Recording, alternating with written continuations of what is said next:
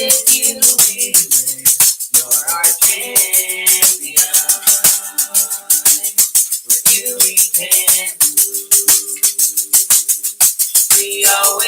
win. You're our champion.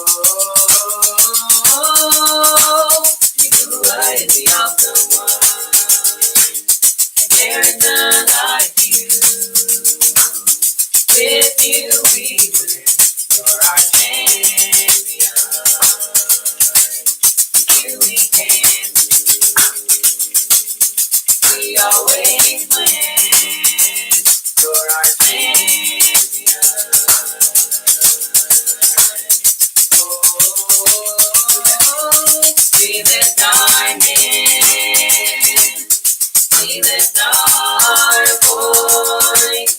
We celebrate our champion.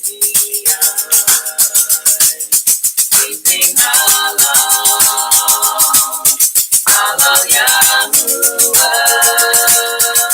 for the King who is victorious. We lift our hands, we lift our voice, we celebrate our champion. We sing Hallelujah,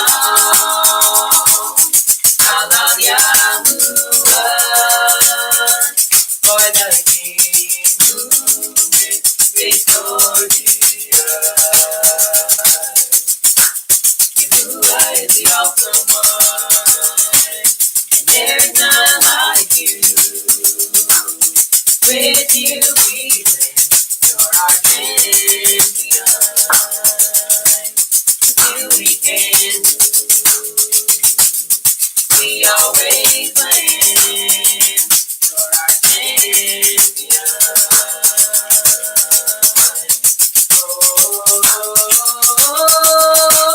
Yeshua is the awesome one, and there's none like you. With you we win. You're our champion. With you we can do, we always win. You're our champion.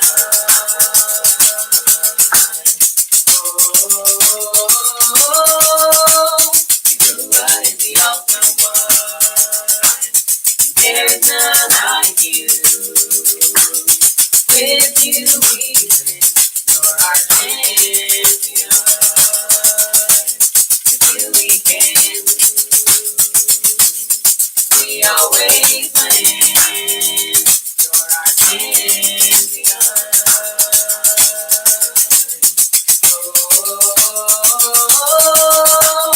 Yeshua is the awesome one.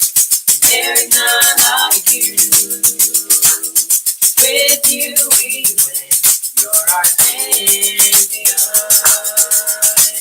With you we can do, we always win. You're our champion.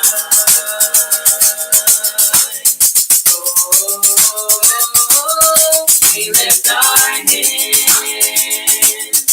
we lift our voice, we celebrate our champion. We sing Hallelujah,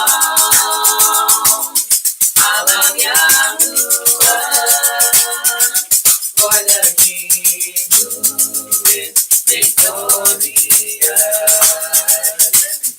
We lift our hands, we lift our voice, we celebrate our champion. We sing Hallelujah,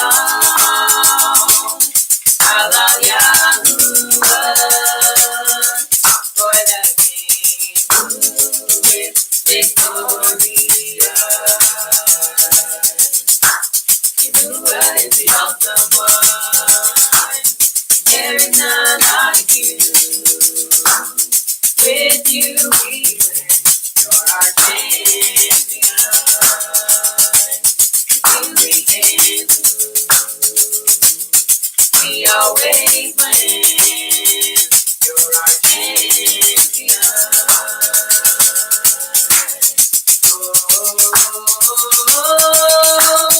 Yeshua is the awesome one. There's none like you. With you we live. You're our champion. With you we can do, we always win.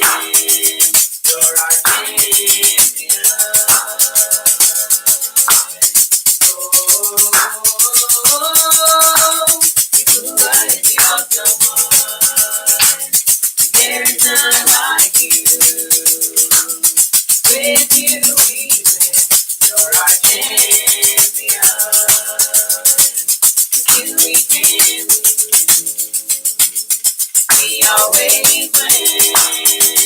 You're our champion.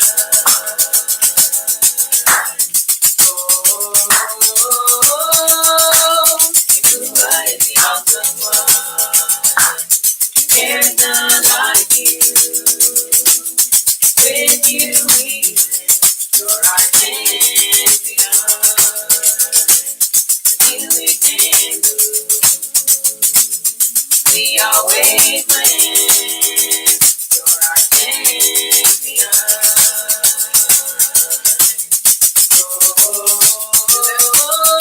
We lift our hands, we lift our voice, we celebrate our champion. We sing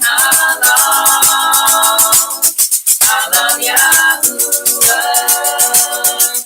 for the King who is victorious. Yeshua is the awesome one. There's none like you. With you we win. You're our champion. With you we can lose. We always win. You're our champion.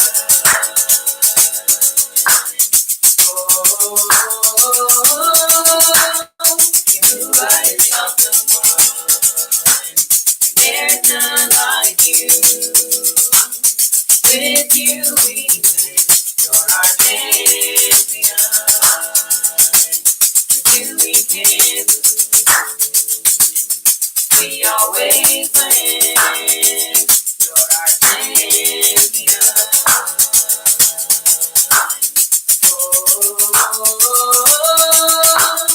Yeshua is the awesome one. There's none like you. With you we win. You're our champion. With you we can lose. We always win. You're our champion.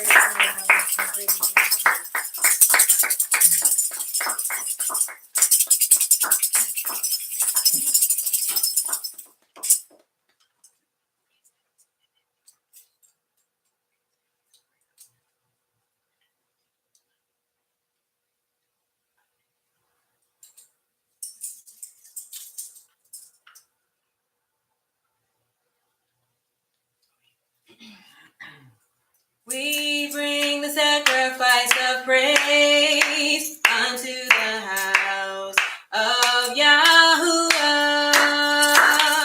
We bring the sacrifice of praise into the house of Yahuwah. And we offer up to you the sacrifices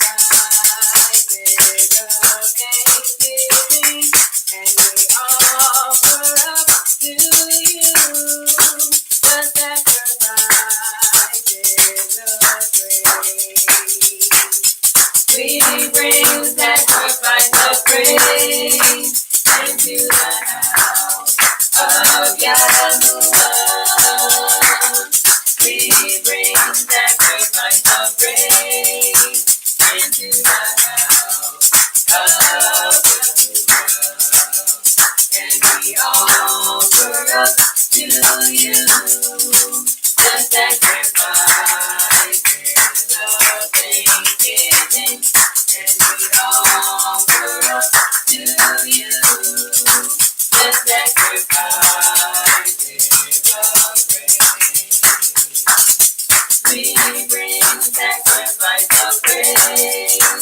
into the house of Yahuwah. We bring sacrifice of praise into the house of Yahuwah. And we offer up to you the sacrifices of thanksgiving. And we offer up to you the sacrifices of praise. We bring sacrifice of praise into the house of Yahuwah. We bring sacrifice of praise into the house of Yahuwah. And we offer up to you the sacrifices of thanksgiving. And we offer up to you the sacrifices of praise. We bring sacrifice of praise into the house of Yahuwah. We bring sacrifice of praise into the house of Yahuwah. And we offer up to you the sacrifices of thanksgiving. And we offer up to you the sacrifices of praise.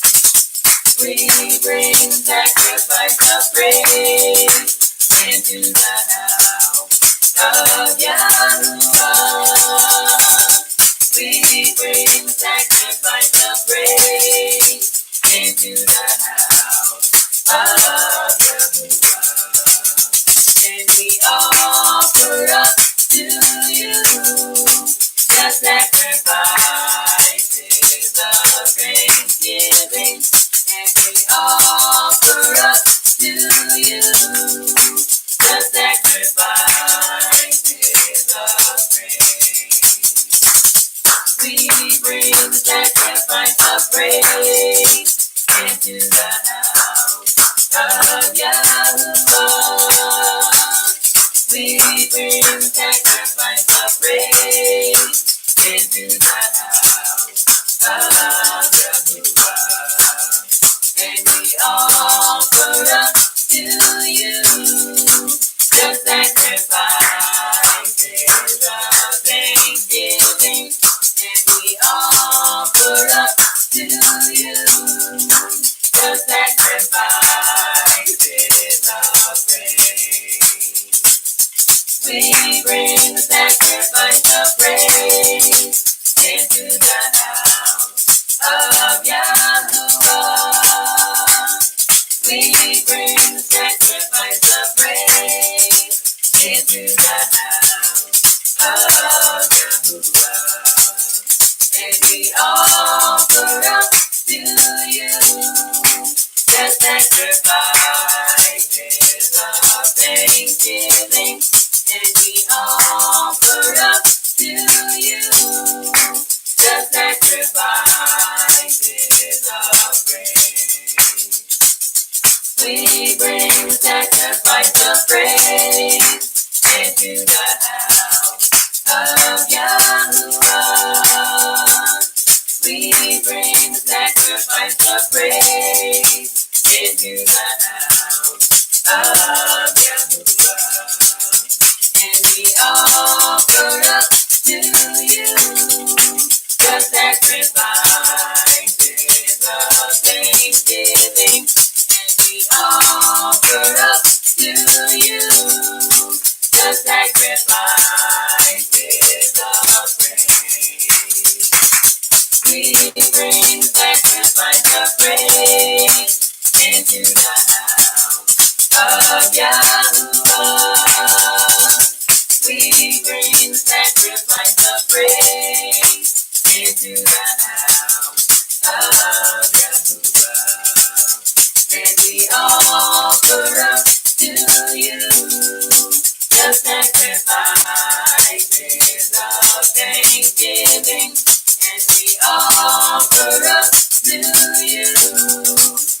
sacrifices of praise. We bring sacrifice of praise into the house of Yahuwah. We bring sacrifice of praise into the house of Yahuwah. And we offer up to you the sacrifices of thanksgiving. And we offer up to you the sacrifices of praise. We bring sacrifice of praise into the house of Yahuwah. We bring sacrifice of praise into the house of Yahuwah.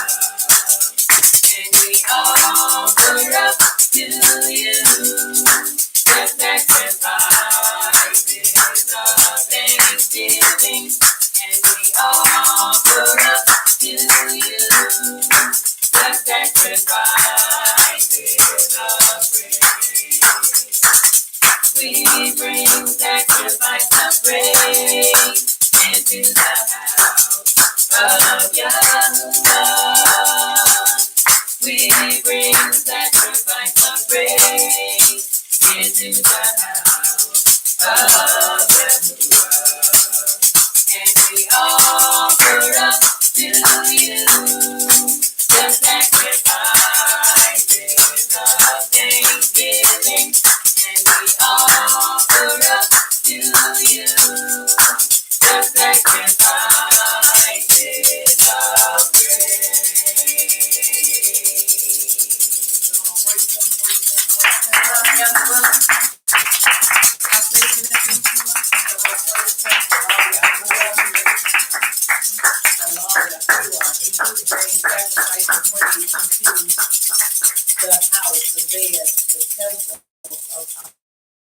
That your Shabbat is going great thus far. I pray that Abba Yahuwah has touched you and has awakened you, not just physically, but even in your ruach, and you're ready to ride with us as we continue to go forward into the writings. Excuse me. As we have come together. Once again, I pray that your rest was sweet, and I pray that Abba Yahuwah ministered to you in your visions on last Layla. We're going to begin with the, excuse me, Baruch of the Torah, as we always do when we prepare for our classes, regardless of what class it is. We always want to give him, we want to Baruch him, and we want to always give thanks unto him for giving us the opportunity to celebrate him and to commemorate a time of rest. And it is so. And it is so. Repeat with me, Baruch Yahuwah. Baruch Yahuwah. The Baruch one. The Baruch one. Baruch is Yahuwah. Baruch is Yahuwah. The Baruch one. The Baruch one. For all eternity. For all eternity. Baruch atah. Baruch atah.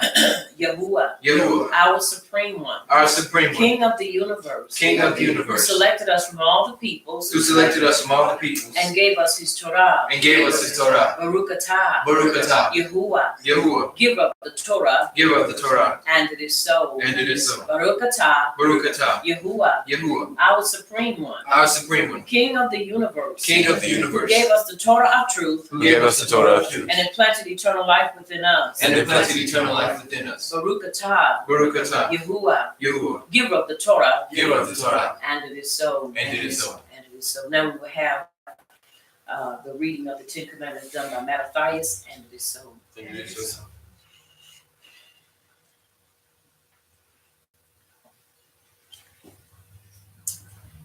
Come from Devarim, chapter 5, verses 6 to 22.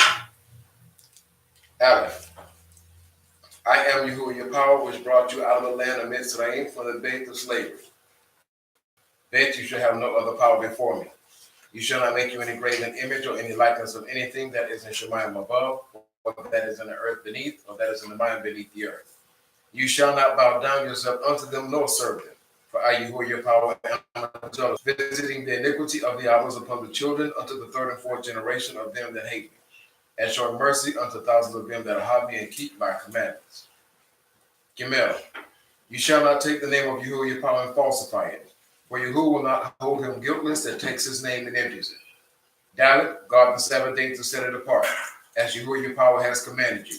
6 days you shall labor and do all your work, but the seventh day is the Sabbath of Yahuwah your power. In it you shall not do any work, you, nor your son, nor your daughter, nor your manservant, nor your maidservant, nor your ox, nor your ass, nor any of your cattle, nor your foreigner that is within your gates, that your manservant and your maidservant may rest as well as you. And remember that you were a servant in the land of Mitzrayim, and that Yahuwah your power brought you out of there through a mighty hand and by a stretched out arm. Therefore Yahuwah your power commanded you to keep the Sabbath day. Hey, esteem your Ab and your Im as Yahuwah your power has commanded you, that your days may be prolonged, and that it may go well with you in the land which Yahuwah your power is about to give you. Wa, you shall not murder. Zain, neither shall you commit adultery. Chet, neither shall you steal. Tet, neither shall you bear false witness against your neighbor. Yud, neither shall you desire your neighbor's issue, neither shall you covet your neighbor's bait, his field, or his manservant, or his maidservant, his ox, or his ass, or anything that is your neighbor's. These words you will spoke unto all your assembly in the mount, out of the midst of the fire, of the cloud, and of the thick darkness with a great voice. And he added no more. And he wrote them in 2 tables of stone and delivered them unto me. And it is so. And it is so. Deuteronomy chapter 6, verses 1 through 18, and it reads, these are the commandments, the statutes, and the judgments which Yahuwah your power commanded to teach you, that you might do them in the land where you're going to enter and possess it, that you might fear Yahuwah your power to keep all his statutes and his commandments, which I command you, you and your son and your grandson, all the yamims of your life, and that your yamims may be prolonged. Hear therefore, O Yasharal, and observe to do it, that it may be well with you, and that you may increase mightily as Yahuwah power of your Abbas has promised you in the land that flows with milk and honey. Shemach Yasharal, Yahuwah our power, Yahuwah is Akkad. Hear, O Yasharal, Yahuwah our supreme one, Yahuwah is Akkad. And you shall ahab Yahuwah your supreme one with all your heart and with all your soul and with all your might. And these words which I command you this yom shall be in your heart. And you shall teach them diligently unto your children, and shall talk of them when you sit in your bed, and when you walk by the way, and when you lie down, and when you rise up. And you shall bind them for a sign upon your hand, and they shall be as frontlets between your eyes, to fall, to give what? Bind to the mind. To bind to the mind, to give access to the mind. And you shall write them upon the posts of your bed and on your gates. And it shall be when Yahuwah your power shall have brought you into the land, which he swore to your Abbas, to Abraham, to Isaac, and to Yaakov, to give you great cities, which you did not build, houses full of all great things, which you filled not, wells dug, which you did not dig, vineyards and olive trees, which you did not plant. When you shall have eaten and be full, then beware lest you forget Yahuwah, which brought you forth out of the land of Mitzrayim, from the bed of slavery. You shall fear Yahuwah your power and serve him, and shall swear by his name. You shall not go after the power of the people which are round about you. For Yahuwah your power is a jealous power among you, lest the anger of Yahuwah your power be kindled against you, and he destroy you from off the face of the earth. You shall not tempt Yahuwah your power as you tempted him in Massah. You shall diligently keep the commandments of Yahuwah your power and his testimonies and his statutes which he has commanded you. And you shall do that which is right in the sight of Yahuwah, that it may be well with you, and that you may go in and possess the great land which Yahuwah your power swore unto your Abbas. And it is so. And it is so. And it is so. Let's have another song, please.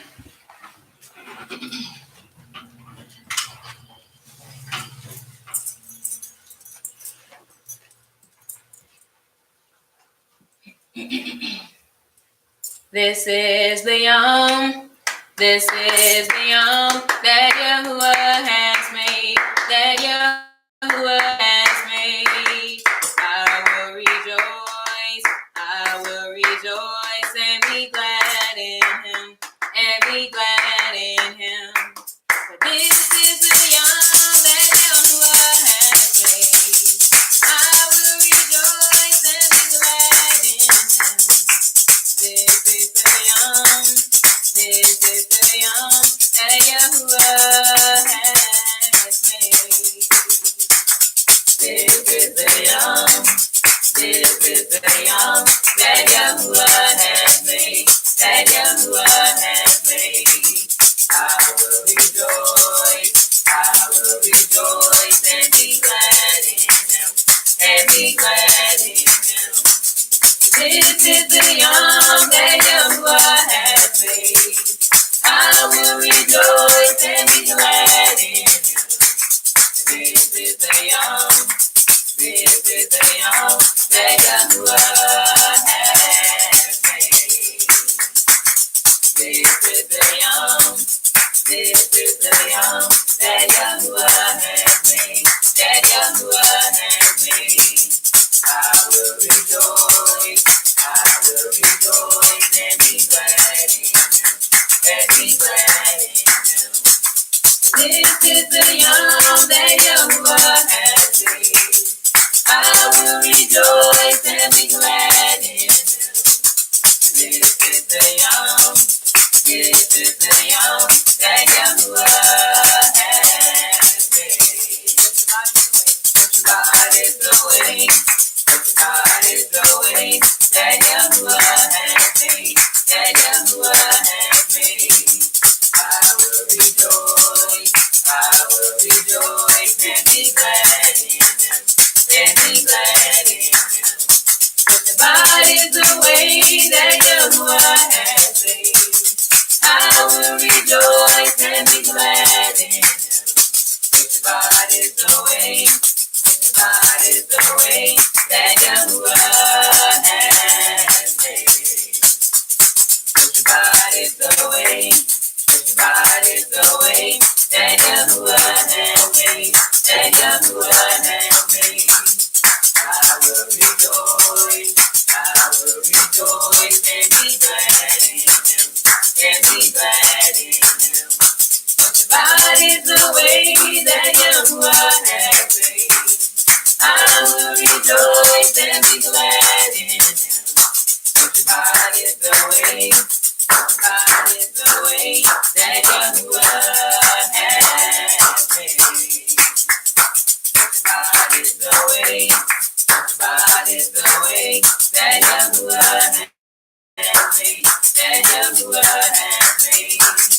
I will rejoice. I will rejoice and be glad in him. And be glad in him.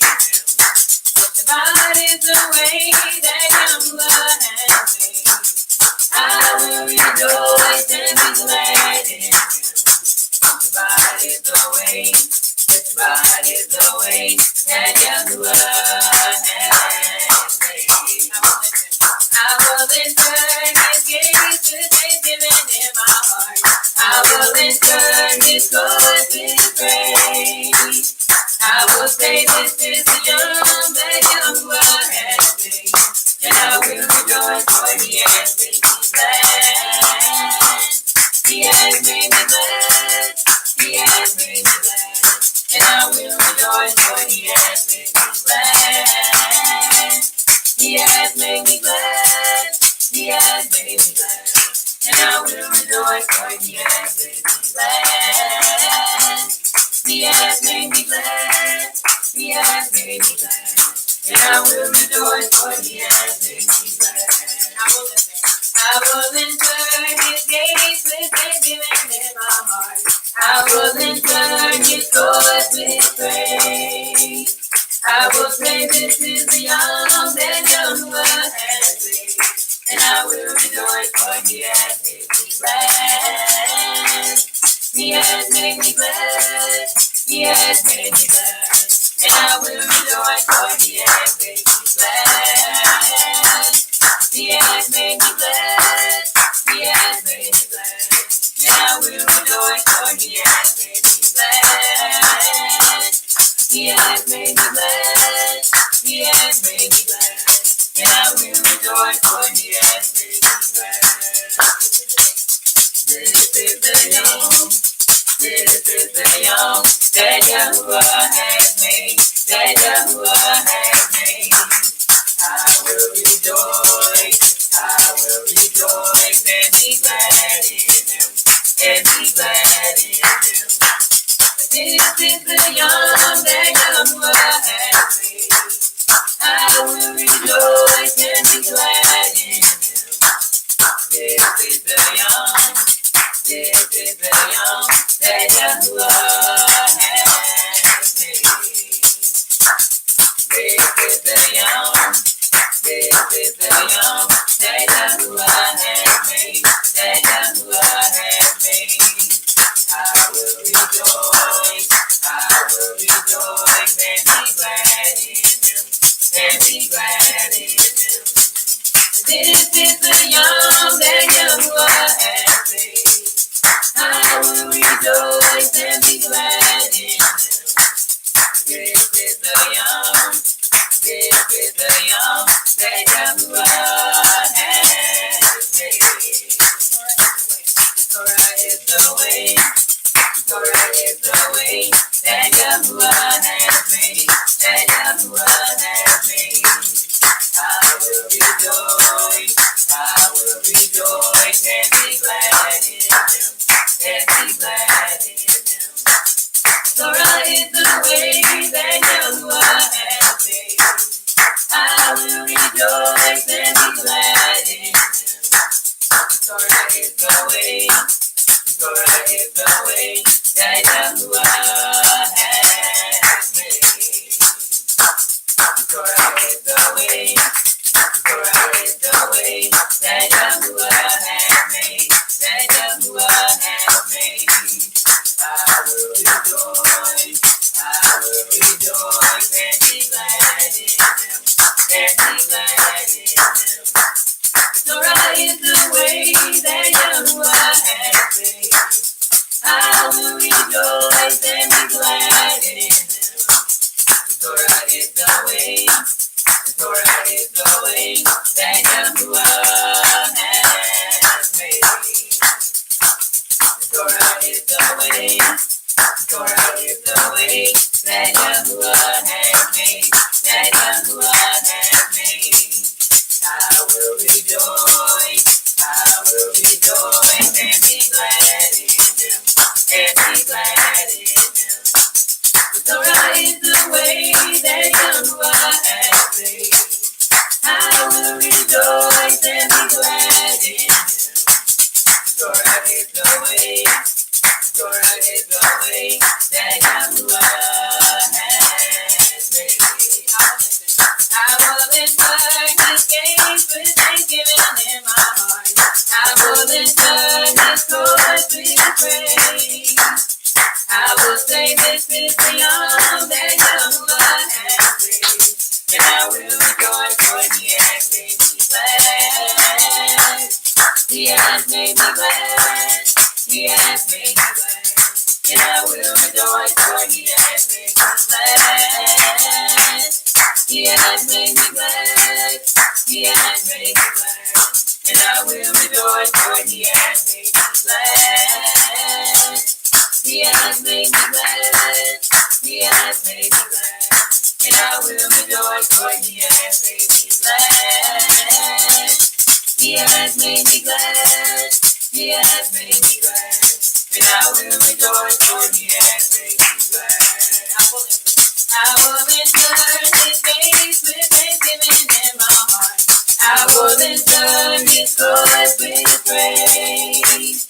I will say this is the yom that Yahuwah has made. And I will rejoice for he has made me glad. He has made me glad. He has made me glad.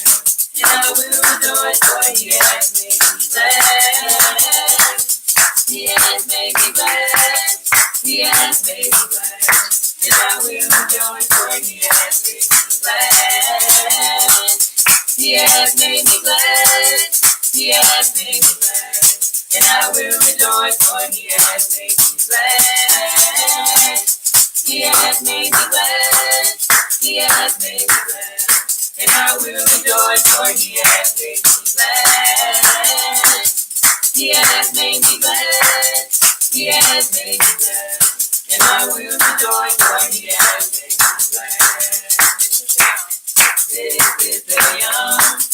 This is the yom that Yahuwah has made.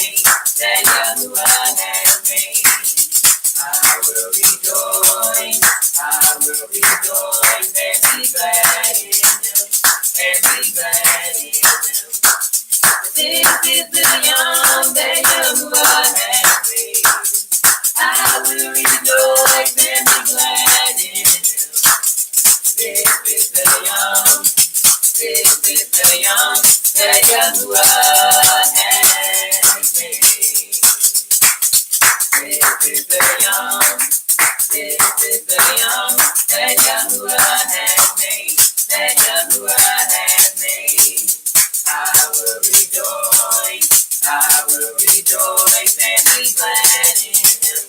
And be glad in him. This is the yom that Yahuwah has made. I will rejoice and be glad in him. This is the yom. This is the yom that Yahuwah has made. Shabbat is the way. Shabbat is the way that Yahuwah has made. That Yahuwah has made. I will rejoice. I will rejoice and be glad in him. And be glad in him. Shabbat is the way that Yahuwah has made. I will rejoice and be glad in him. Shabbat is the way. Shabbat is the way that Yahuwah has made. Shabbat is the way. Shabbat is the way that Yahuwah has made. That Yahuwah has made. I will rejoice. I will rejoice and be glad in him. And be glad in him. Shabbat is the way that Yahuwah has made. I will rejoice and be glad in him. Shabbat is the way. Shabbat is the way that Yahuwah has made. Shabbat is the way. Shabbat is the way that Yahuwah has made. That Yahuwah has made. I will rejoice. I will rejoice and be glad in him. And be glad in him. Shabbat is the way that Yahuwah has made. I will rejoice and be glad in him. Shabbat is the way. Shabbat is the way that Yahuwah has made. Come on, Baruch him.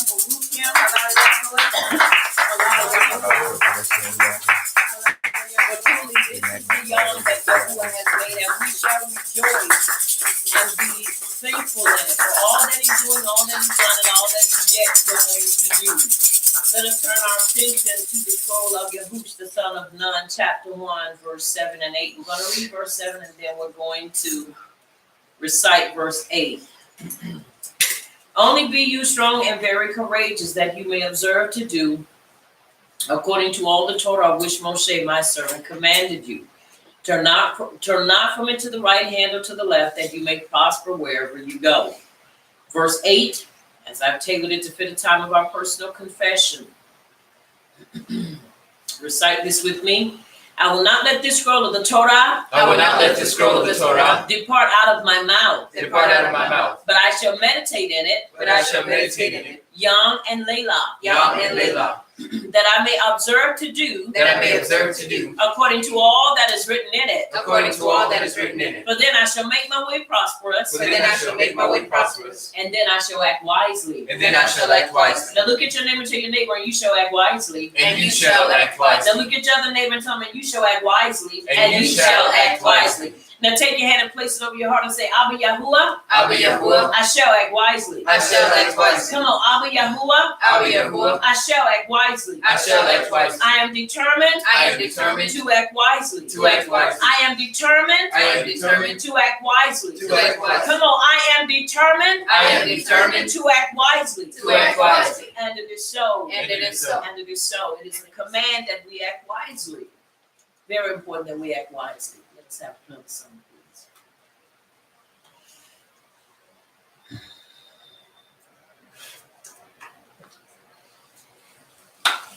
Come on, you are worthy.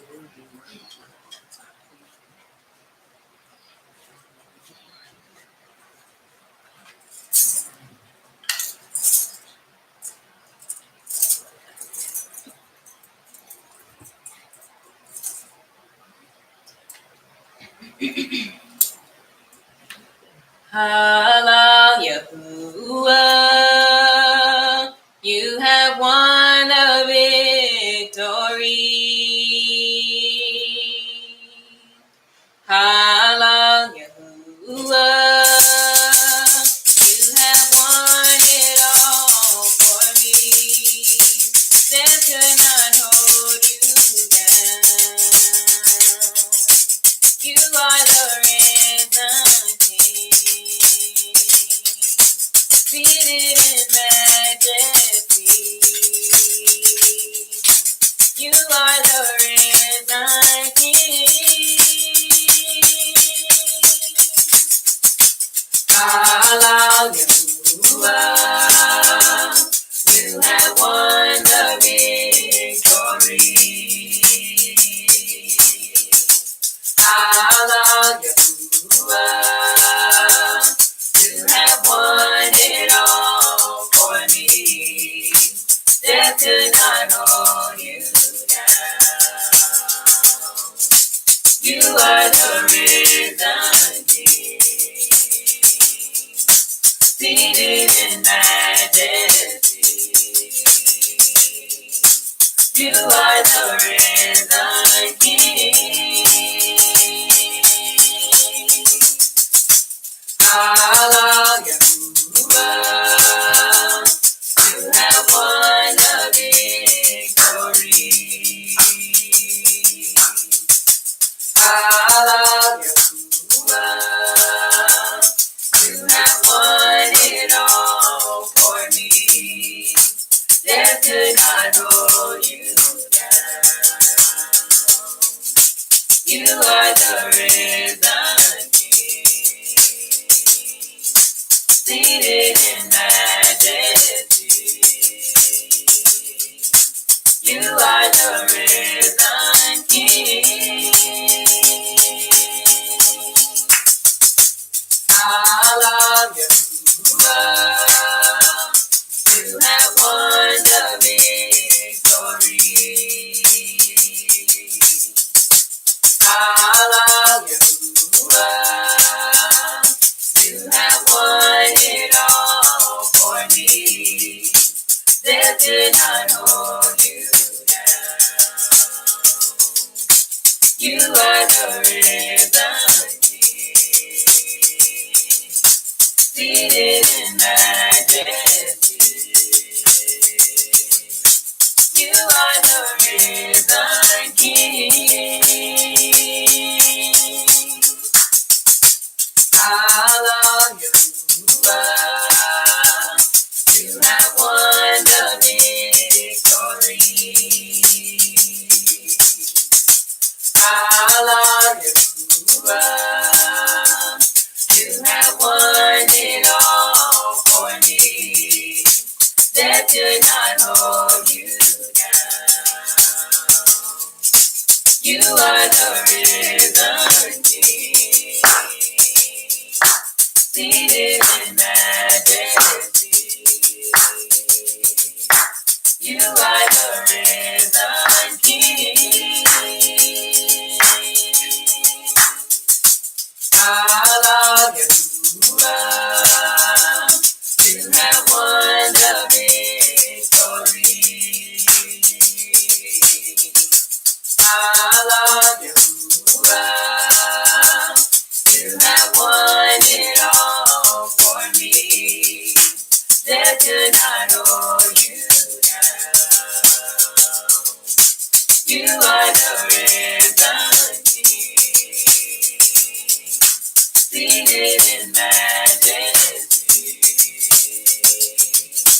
You are the risen King. Halal Yahuwah, you have won the victory. Halal Yahuwah, you have won it all for me. Death could not hold you down. You are the risen King, in majesty. You are the risen King. Hallelujah. You have won the victory. Hallelujah. You have won it all for me. Death could not hold you down. You are the risen King, seated in majesty. You are the risen King. Hallelujah. You have won the victory. Hallelujah. You have won it all for me. Death could not hold you down. You are the risen King, seated in majesty. You are the risen King. Hallelujah. You have won the victory. Hallelujah. You have won it all for me. Death could not hold you down. You are the risen King, seated in majesty. You are the risen King.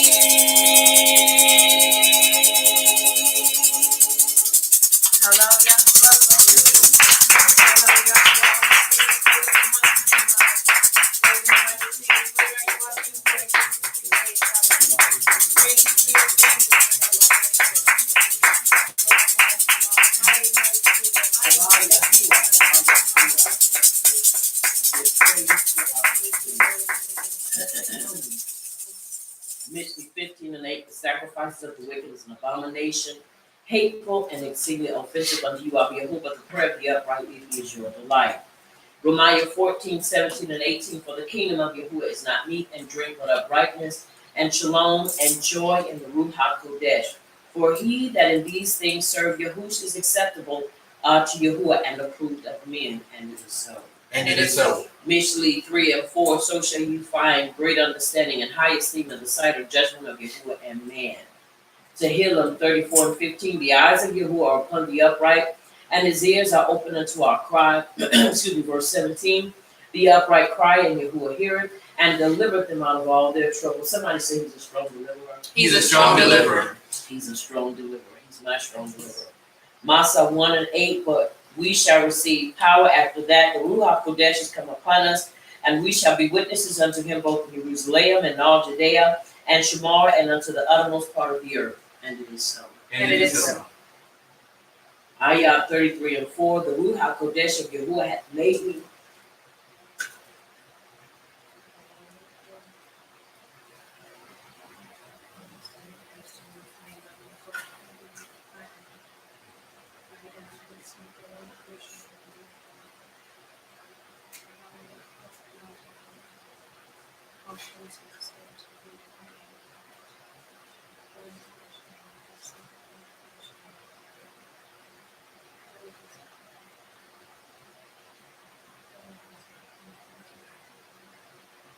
And the breath of the Almighty hath given me life. Somebody say he's a life giver.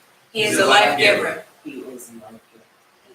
Micah 3:8, but truly I am full of power by the Ruach HaKodesh, and of judgment and of might to declare unto Yaakov his transgression and to Yahshua his sin. And the son. And it is so. To Tehillim 1:1, Baruch is the man is the man that walketh not in the counsel of the unrighteous, nor standeth in the seat, or standeth in the way of sinners, nor sitteth in the seat of the scornful, but his delight is in the instruction of Abba Yahuwah, and he doth meditate upon it, and it is so. And it is so. Ibram 11:6, but without belief it is impossible to please him. For he that cometh to Yahuwah must believe that he is, and that he is a rewarder of them that diligently seek him. And it is so. And it is so. And it is so.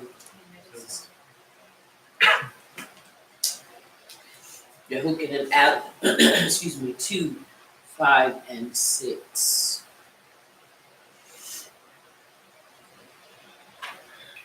And it is so. It is so.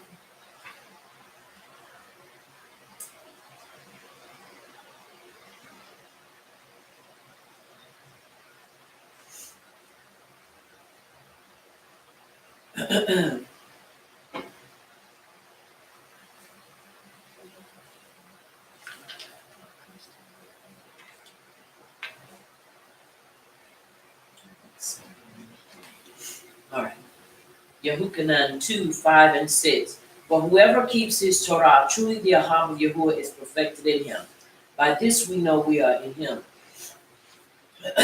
Verse 6, he who says he abides in him ought himself also to walk, just as he walked. And the world passes away and the lust thereof. But he that doeth the will of Yahuwah abideth forever. Somebody say abideth forever. Abideth forever. And it is so. Yehukin and Aleph 5, 3, and 15. For this is the Ahab for Yahuwah, that we guard his commands, and his commands are not difficult. Because everyone having been begotten of Yahuwah overcomes the world. And this is the overcoming that has overcome the world, our belief. Who is the one who overcomes the world but he who believes that Yahush is the son of Yahuwah? This is the one that came by water and blood, Yahush Mashiach. Not only by water, but by water and blood. And it is the Ruach who bears witness, because the Ruach is the truth. Because there are three who bear witness, the Ruach and the water and the blood, and the three are in agreement. If we receive the witness of men, the witness of Yahuwah is greater, because this is the witness of Yahuwah which he has witnessed concerning his son. The one who believes in the Son of Yahuwah has the witness in himself. The one who does not believe Yahuwah has made him a liar, because he has not believed the witness that Yahuwah has given concerning his Son. And this is the witness that Yahuwah has given us eternal life, and this life is in his Son. He who possesses the Son possesses life. He who does not possess the Son of Yahuwah does not possess life. I have written this to you who believe in the name of the Son of Yahuwah, so that you may know that you possess everlasting life, and so that you believe in the name of the Son of Yahuwah. And this is the boldness that we have in him, that if we ask whatever according to his desire, he hears us. Verse 15, and if we know that he hears us, whatever we ask, we know that we have the petitions that we have asked of him. And it is so. And it is so. Let us have another song, please.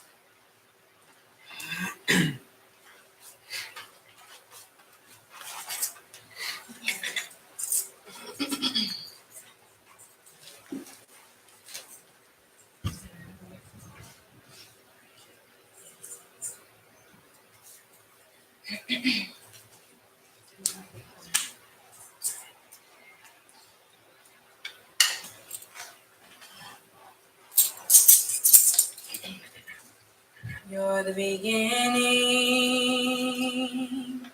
and forever.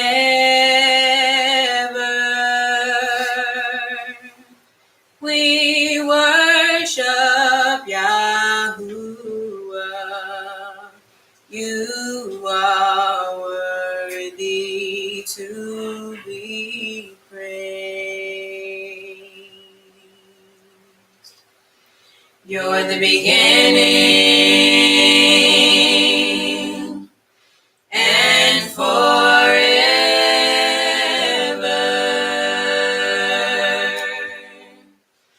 We worship Yahuwah. You are worthy to be praised.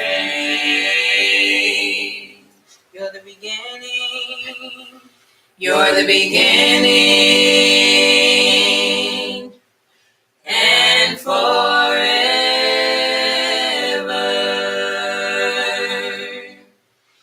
We worship Yahuwah. You are worthy to be praised. And we give you all. We give you all the esteem. We worship Yahuwah. You are worthy to be praised. And we give you all. We give you all the esteem. We worship Yahuwah. You are worthy to be praised. You're the beginning. You're the beginning and forever.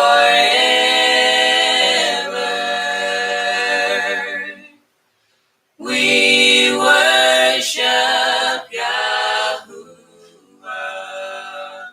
You are worthy to be praised. You're the beginning. You're the beginning and forever.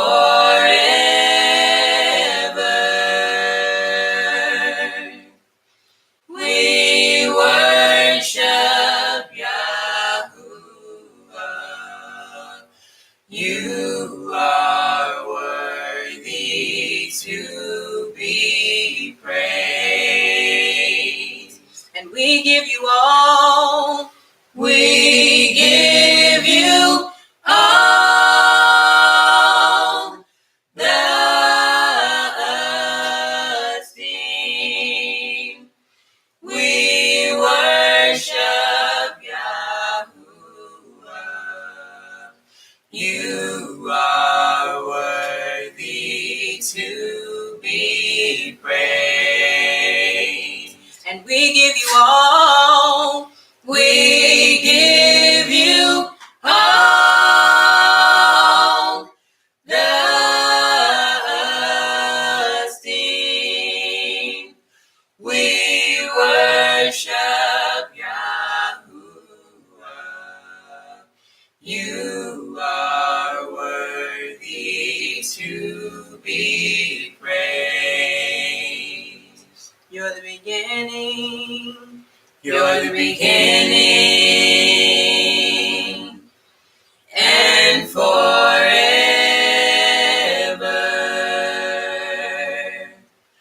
We worship Yahuwah. You are worthy to be praised. You're the beginning. You're the beginning and forever.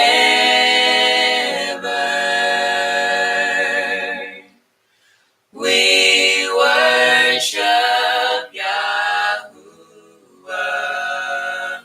You are worthy to be praised. And we give you all. We give you all the esteem. We worship Yahuwah. You are worthy to be praised. You are worthy. You are worthy to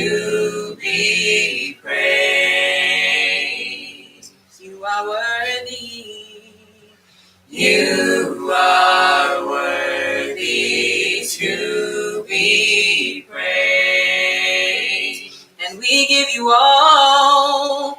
We give you all the esteem. We worship Yahuwah. You are worthy to be praised. And we give you all. We give you all the esteem. We worship Yahuwah. You are worthy to be praised. You are worthy. You are worthy to be praised. You are worthy. You are worthy to be praised. And we give you all. We give you all the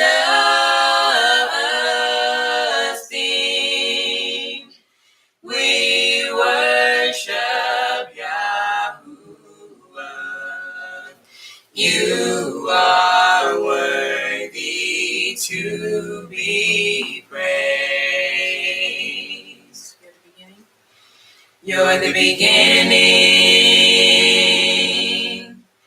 and forever.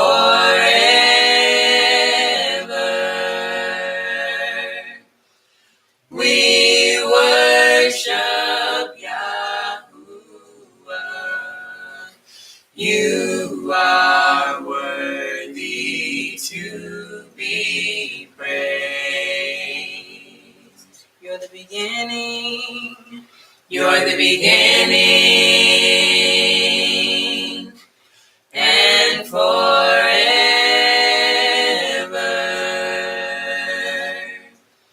We worship Yahuwah. You are worthy to be praised. You're the beginning. You're the beginning and forever.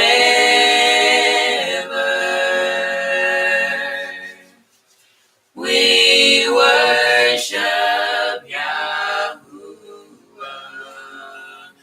You are worthy to be praised.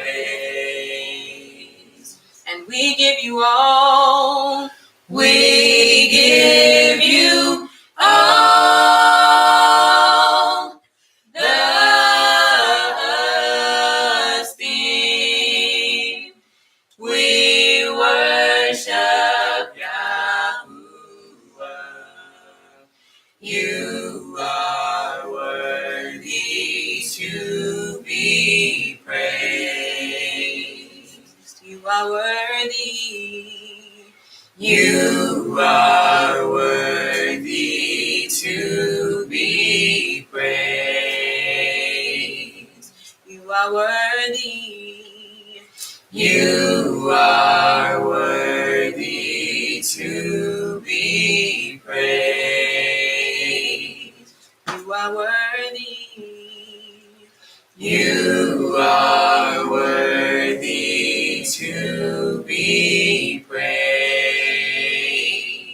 You are worthy. You are worthy to be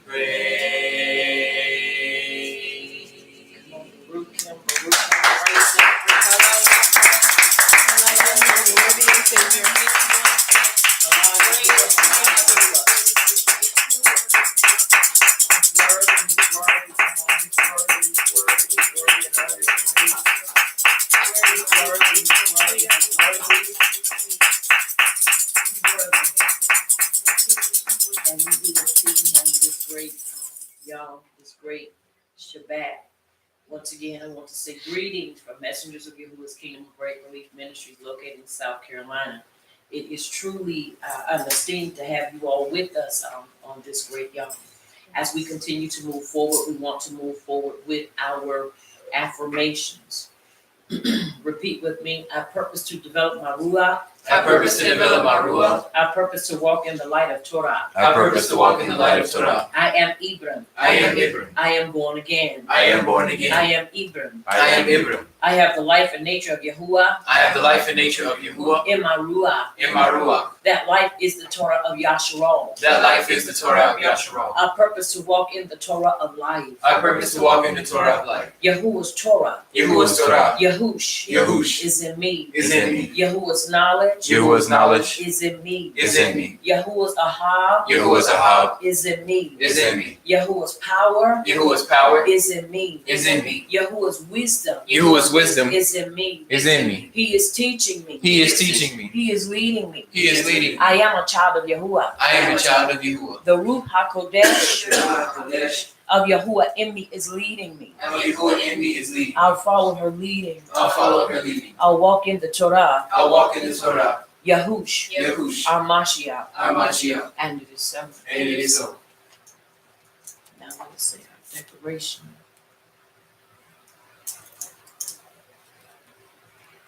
Abba Yahuwah, Abba Yahuwah, in the name of Yahush our Mashiach, in the name of Yahush our Mashiach, we subdue ignorance we subdue ignorance with Torah knowledge. with Torah knowledge. And through this knowledge And through this knowledge of Torah truth, of Torah truth, we claim healing, we claim healing, shalom, shalom, deliverance, deliverance, and salvation. and salvation. We decree We decree Torah truth Torah truth in the lives in the lives of your people, of your people, our people, our people, Yasharal. Yasharal. We unite We unite not to fight, not to fight, not to fight not to fight each other, each other, each other, each other, but the enemy but the enemy of our belief. of our belief. And it is so. And it is so. I declare and decree a time of rest, shalom, and truth in Yahuwah.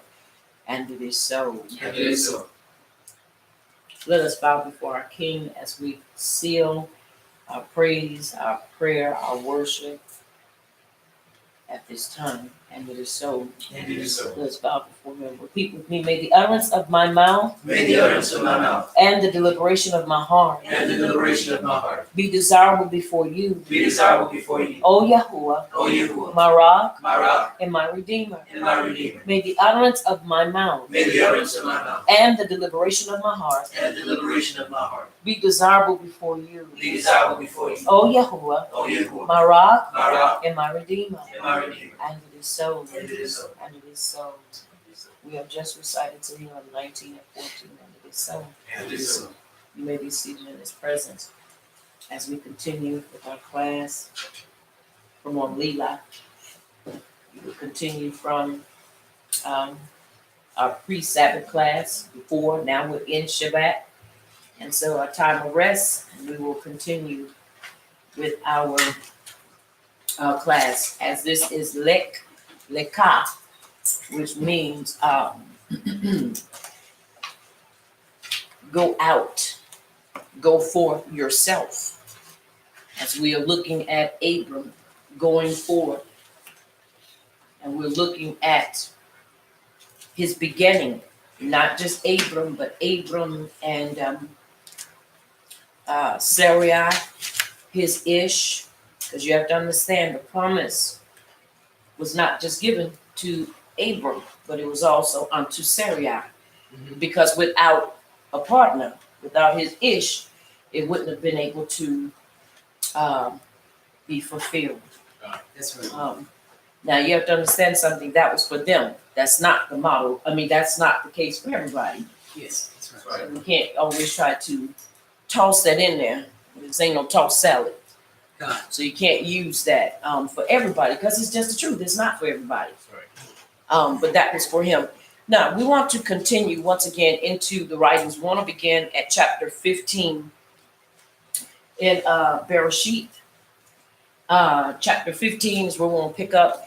On Layla, we read from chapter 12 all the way to chapter 14.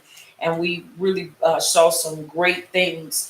We saw how Abram had to leave from his home and from his Abba, and how he had to follow Yahuwah. And in our travels and in our beginnings, because some of us are in our beginnings, some of us are in our middle stages, but none of us are at the end of our walk. That's right. And so we're some, like I say, are in different places and different stages of our walk. And our adherence to Abba Yahuwah. And so here it is, we see the beginning of Abram and Sarai and Lot as well, because Lot was, Lot was Sarai's brother. And so we see they were all family. They were connected and they were all family. But we see some interesting things here. And so Lot goes with Abram because you have to understand, after Terah had died, it was important that Abram took up what Terah had done, and that was to take care of him. And so he goes with them. And so we see that they get to a point as they continue to travel, and we see where Abram asks Sarai to basically tell the Mitzrayim that she is his sister. And in one breath, he was not lying. She was not lying, but at the same time, she was not an active role as his sister. She was his Isha. And so we see these things. And so then we see where it comes to a point where he, after this situation, Yahuwah deals with Pharaoh, because he takes Sarai as his Isha. And Yahuwah deals with them. And this is where Abram begins to accumulate more. And not only did Abram accumulate more, but also Lot accumulated from this as well. And so people can say being connected with people is not profitable, but I beg to differ. It depends on who you are connected to. Right. And so it is through this time that both of them accumulate. And so they get to a place, and now things begin to get a little difficult, because their herdsmen began to fuss, and they began to have issues with one another because of all the stuff they both have. Their cattle began to become so much that it's taking up space, and so they need to be able to move so that their cattle can graze and do whatever cattle do. And so now here we see Abraham, or Abram, his maturity. And the reason why I'm saying Abram is because we want to walk it out and see his beginning, and then see as Yahuwah begins to do what he says, and why and when the name change comes in. But now we're at his beginning, where he's only known as Abram and Sarai. And so here it is, Abram, because he is mature and the oldest, he gives Lot the first choice and the first choose to be able to choose where he wants to go. And so Lot chooses to go towards Sodom and Amorah. He chooses that where more water is. And so after he departs, now mind you, they don't depart on bad terms. And so they depart with a healthy working relationship, even though they have to depart. One of the things that's important for us as a people to understand is that we must have working relationships. Just because we may not deal with one another on a regular basis doesn't mean, and even if we have to depart under certain circumstances, does not mean now that we are not accountable for still yet having a workable, healthy relationship. Right. That's right. And so this is important for us to understand. And in order to achieve that, we must be mature. Somebody say mature. Mature. It's important that we mature. Maturity comes through relationship with Abba Yahuwah, but not just saying I have a relationship with him, but a working relationship to where you're going to be challenged in areas of your life to mature.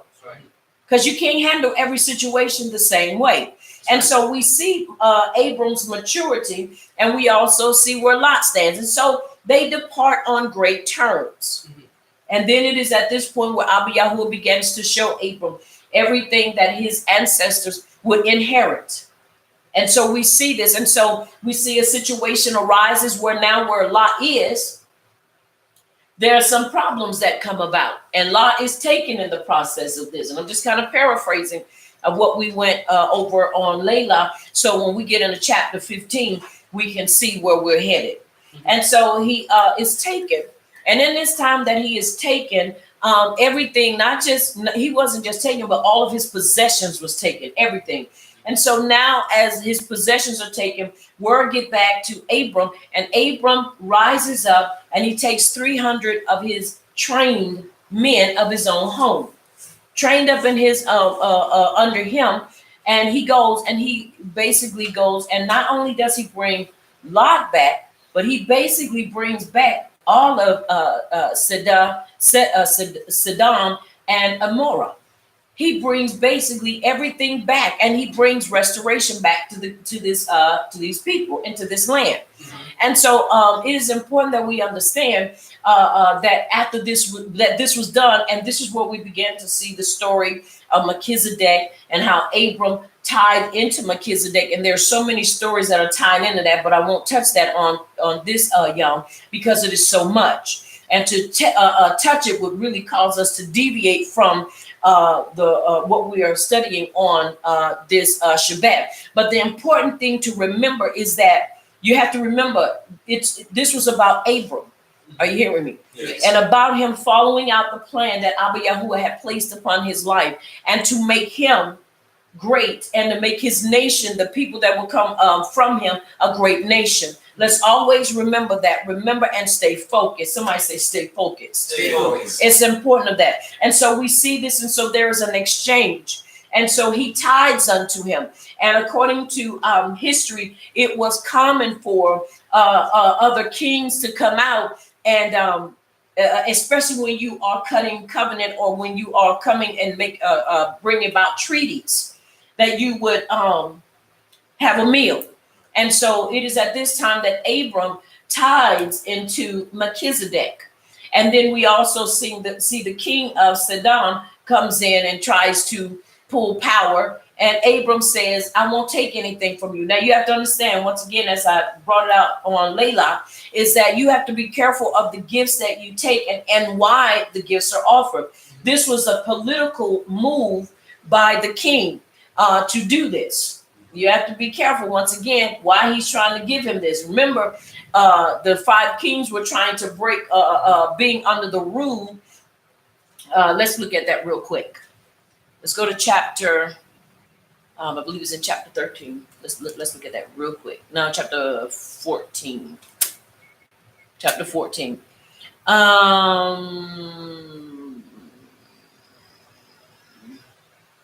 All right, yeah, let's look at chapter 14 very quickly, because I want to bring out a point here. Now,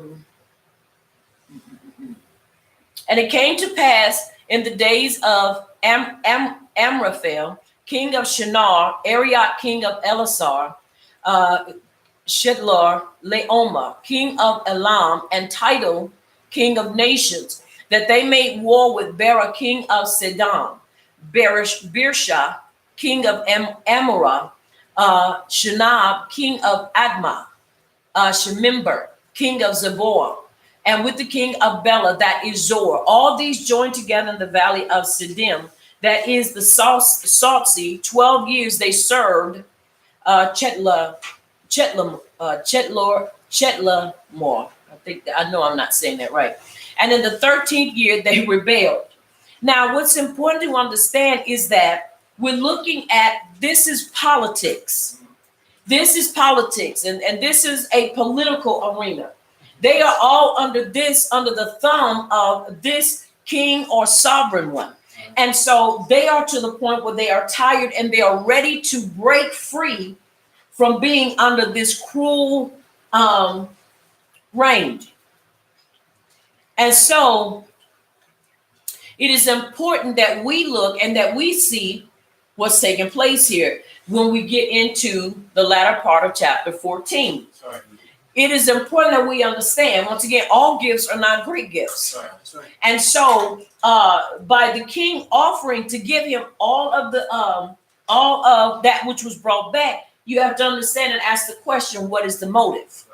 Because remember, You see this man, you see Abram is powerful. Abram has what? Abram has pull. Abram has what it takes to bring about change. So if I give you this, then guess what? Now you're indebted to me that if I ever get in this situation again, I can come to you to get me out of it. Politics. This is what we see, raw politics. And we see kings and we see these what we call politicians trying to make power moves. And so it is important that we understand why Abram did not take the gift. Not only did he say, will you not make me rich, but understand also in that line of conversation, you will not buy me because I'm not for sale. So it's important that we understand that. All right. And so we're able to see this. Now in chapter 15, we're going to see as we continue to read some more things. And so he denies this, but he does tell him to pay the men that were with him. He said in verse 24, except only what the young men have eaten, and the portion of the men have eaten, and the portion of the men who went with me, Aner, Eshcol, and Mamre, let them take their portion. In other words, you owe them to pay them. Mm-hmm. Let them take their portion, and then we will move on. In other words, this debt will be settled. So that's important for us to understand. All right, chapter 15, let's begin. Let's read 8 verses.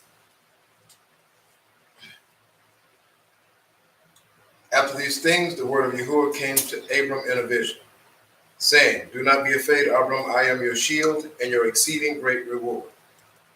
But Abram said, Adonai, Yahuwah, what will you give me, seeing I go childless, and the heir of my bed is Eliezer of Damascus? Then Abram said, look, you have given me no offspring. Indeed, one born in my bed is my heir. And behold, the word of Yahuwah came to him, saying, this one shall not be your heir, but one who will come from your own body shall be your heir. Mm-hmm. Then he took him outside and said, look now toward the Shemayim and count the stars, if you are able to number them. And he said, to him, so shall be your descendants be. And he believed in Yahuwah, and he accounted it to him for righteousness. And he said to him, I am Yahuwah who brought you out of Ur of the Chaldeans to give you this land to inherit it. And he said, Adonai Yahuwah, how shall I know that I will inherit it? And it is so. Okay. Excuse me.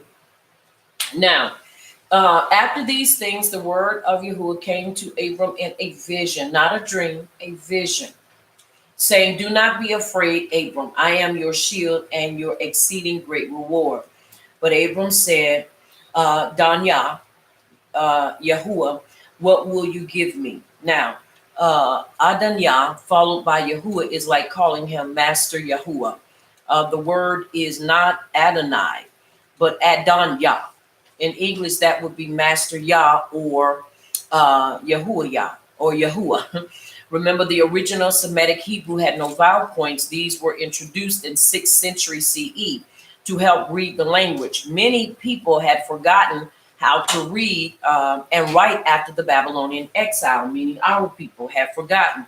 And this is why, once again, when you start seeing the capital G and dash and a D, because they forgot. And so instead of them using a name, they just basically put a title in there. Do we use that title? Absolutely not, because that's not his name. That's right. And so now it says, but by then Hebrew had also evolved into 2 further stages, from the most ancient script of Torah to the Royal Hebrew known as Paleo Hebrew. Paleo is still spoken and maintained by the Samaritans in the north of Yasharon even to this day. And so once again, we see how he spoke to him. He spoke to him in a manner that he could understand. And this is why it's important, even in our journeys and so forth, that we learn our language. Right. That's right. We learn our language. As we come to ground ourselves, we learn our language so that when we're speaking, somebody will say, well, he doesn't understand us now. Yes, I believe he understands us. But you have to understand, it's important for us as we're learning everything. Don't negate the language. That's right. That's our inheritance. So we don't negate or push the language away. We learn the language. And so it's important that we understand learning the language. Once again, let's look at what he is saying. He's talking to him And he's saying, I know these things, but now Abram has no child. He goes childless. And the heir of my Beth is Eliezer of Damascus. And this is a question. And then Abram said, look, you have given me no offspring. Indeed, one is born in my Beth is my heir. And behold, the word of Yahuwah came to him, saying, this one shall not be your heir, but one who will come from your own body shall be your heir. Now he's making him a promise. Now you got to understand something. When Yahuwah tells you something, you can be assured and you can rest on it, that you're going to have everything come against you and come against what he has spoken in your life. That's right. It's not going to come easy. In other words, what I'm saying is the enemy is never going to let it just come. He's going to do everything to make you think you got to help. He's going to make you feel that you got to basically put your hands in it and do everything else, which is wrong. Abram,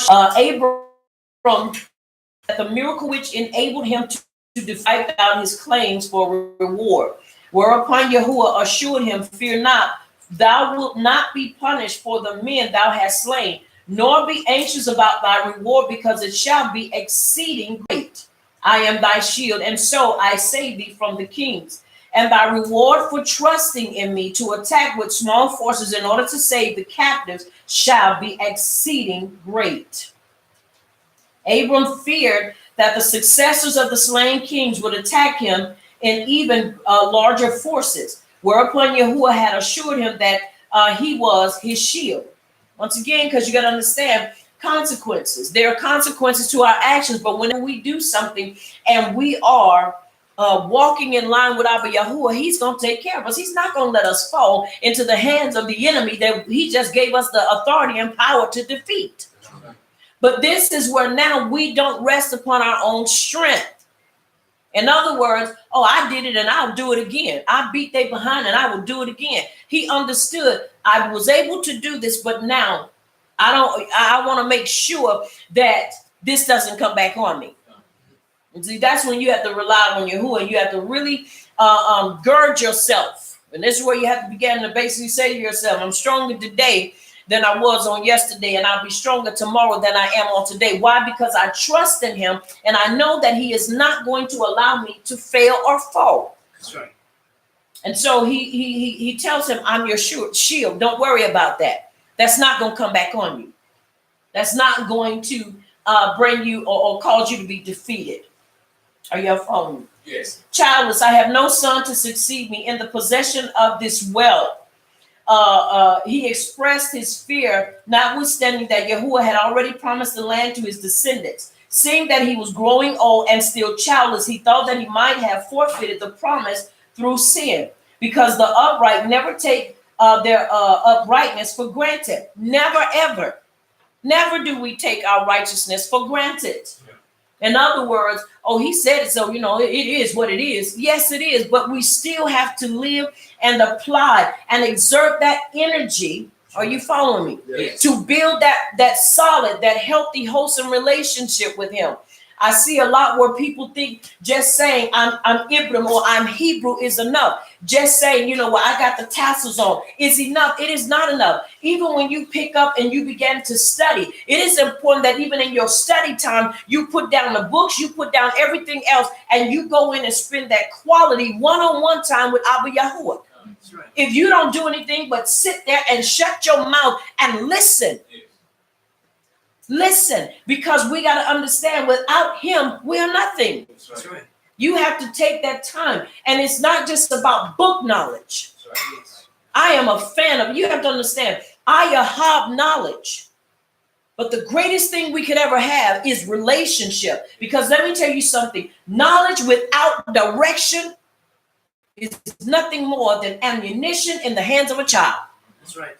With a loaded gun. Because you can have all the information in the world, but if you have no direction and you don't know how to put it out or how to convey it or how to bring it forth, you can kill people instead of bringing them up. That's right. Because once again, you have to understand, knowledge is power when it is understood and how you know and how you know what to do with it. If you don't know what to do, you're in trouble. That's just like a person. We had went to this thrift store some years ago, and we had found, before technology began to increase and things got different, we had found this. What is it? Before they start bringing the terabytes out, we have found what's that thing called? An external hard drive, and the people didn't know what it was.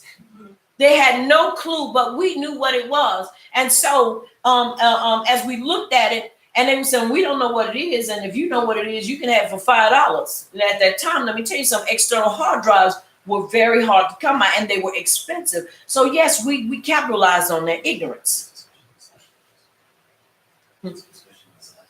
Yes, especially the size it was. So we capitalized off of that. $5, yeah, I'll take it, and mum's the word. Because I'm not going to tell you what it is if you don't know. So it's important that we understand relationship. Knowledge without relationship, like I say, is like bullets, ammunition, and a gun, loaded gun, in the hand of an immature child. Because you're just going to start spraying the moment you hear something.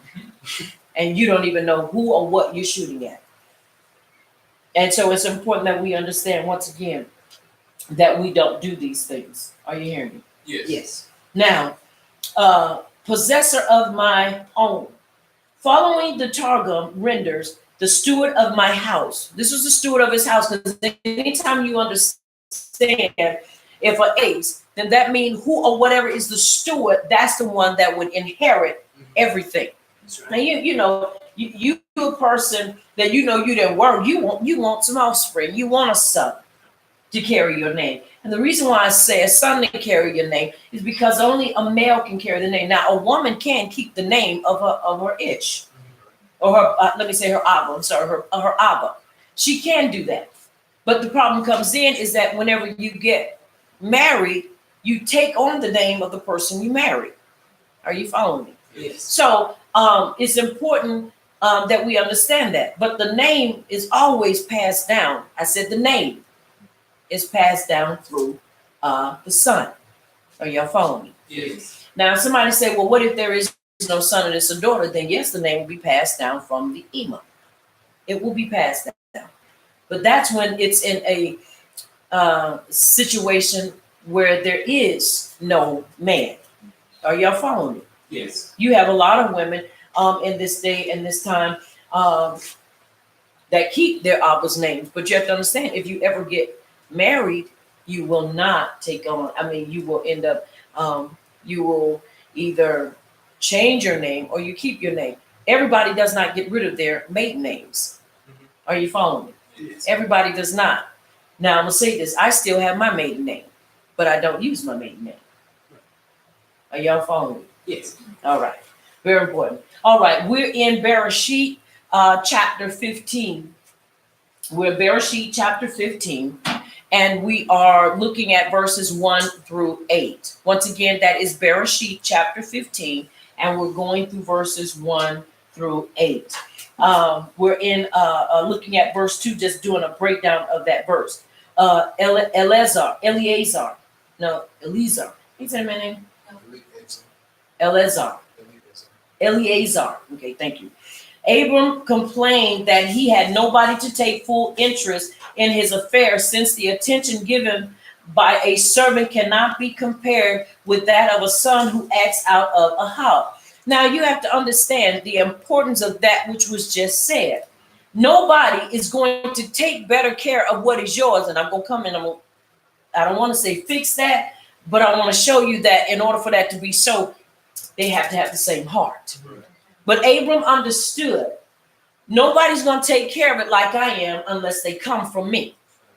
Why? Because the understanding is I'm going to teach them to value it. I'm going to teach them that what I have is important for them to take it, teach their children to value it, and to hold on to it. Does that make sense? Yes. Now understand, let me go back with this thought so I don't leave it open. Daughters are very important. Please understand that. I would never minimize daughters in no way, because I have two and I am a daughter, even though my Abba is no longer alive. But I am a daughter.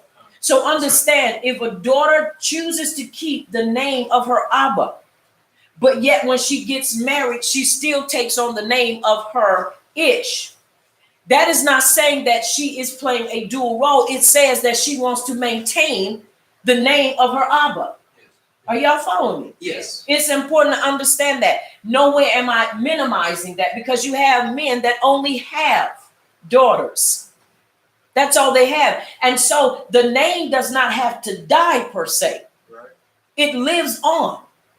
That's what I want to make sure we understand. It continues on. A woman does not have to put away her name, her maiden name, because she's married. It is in the use, and why would you use it? Right. That's important.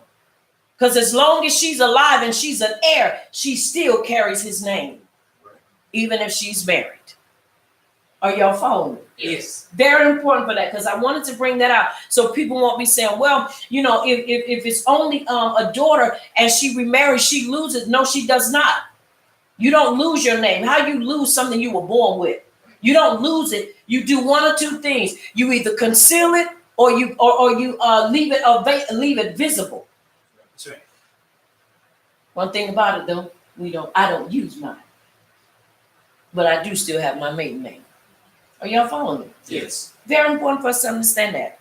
And that way we won't have any misunderstandings in here. And so that people will understand these things. I know a lot of people won't agree with it, but that's fine. But when it's all said and done, if an Ish dies and he has a Isha, when she is no longer married to him, what does she do? 9 times out of 10, she reverts back to her what? Maiden name. Now you have those that will keep their married name, but then they'll go back, depending on whatever the situation is, and they will hold the name of who? Of their Abba. Y'all hear me? Yes. It's true. Okay. Now, just want to make sure I bring clarity to that. All right. Now, once again, and making this statement is that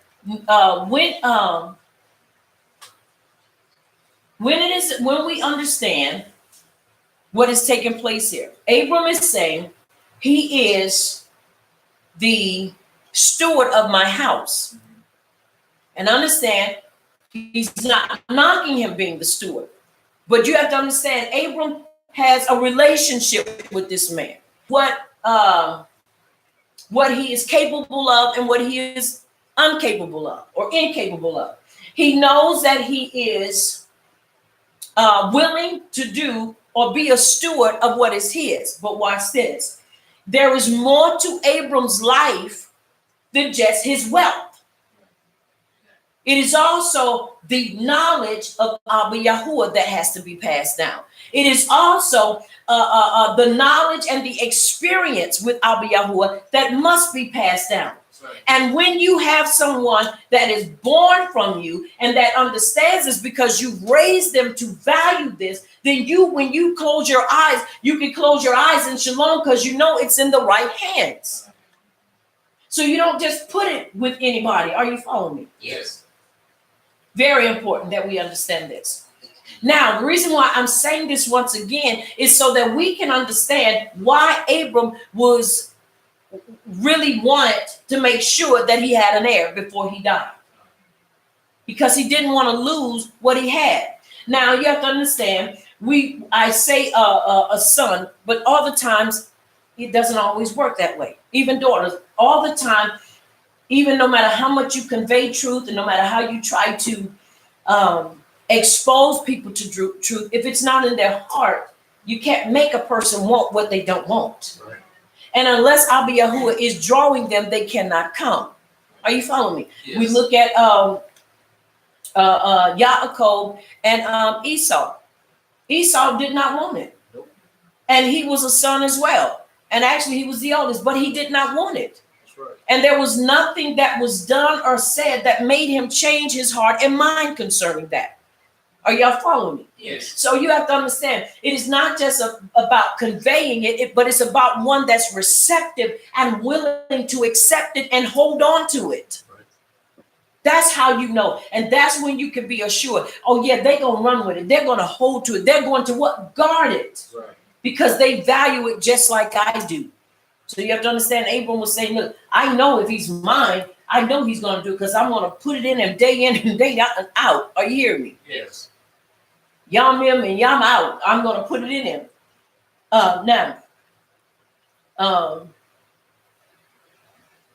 Now, once again, Abram complained that he had nobody to take full interest in his affairs, since the attention given by a servant cannot be compared with that of a son who acts out of a heart.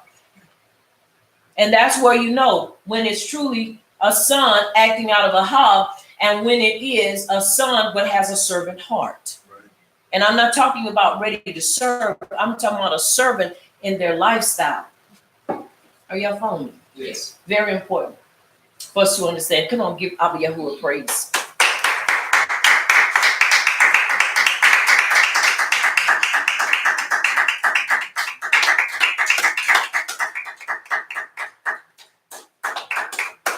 All right.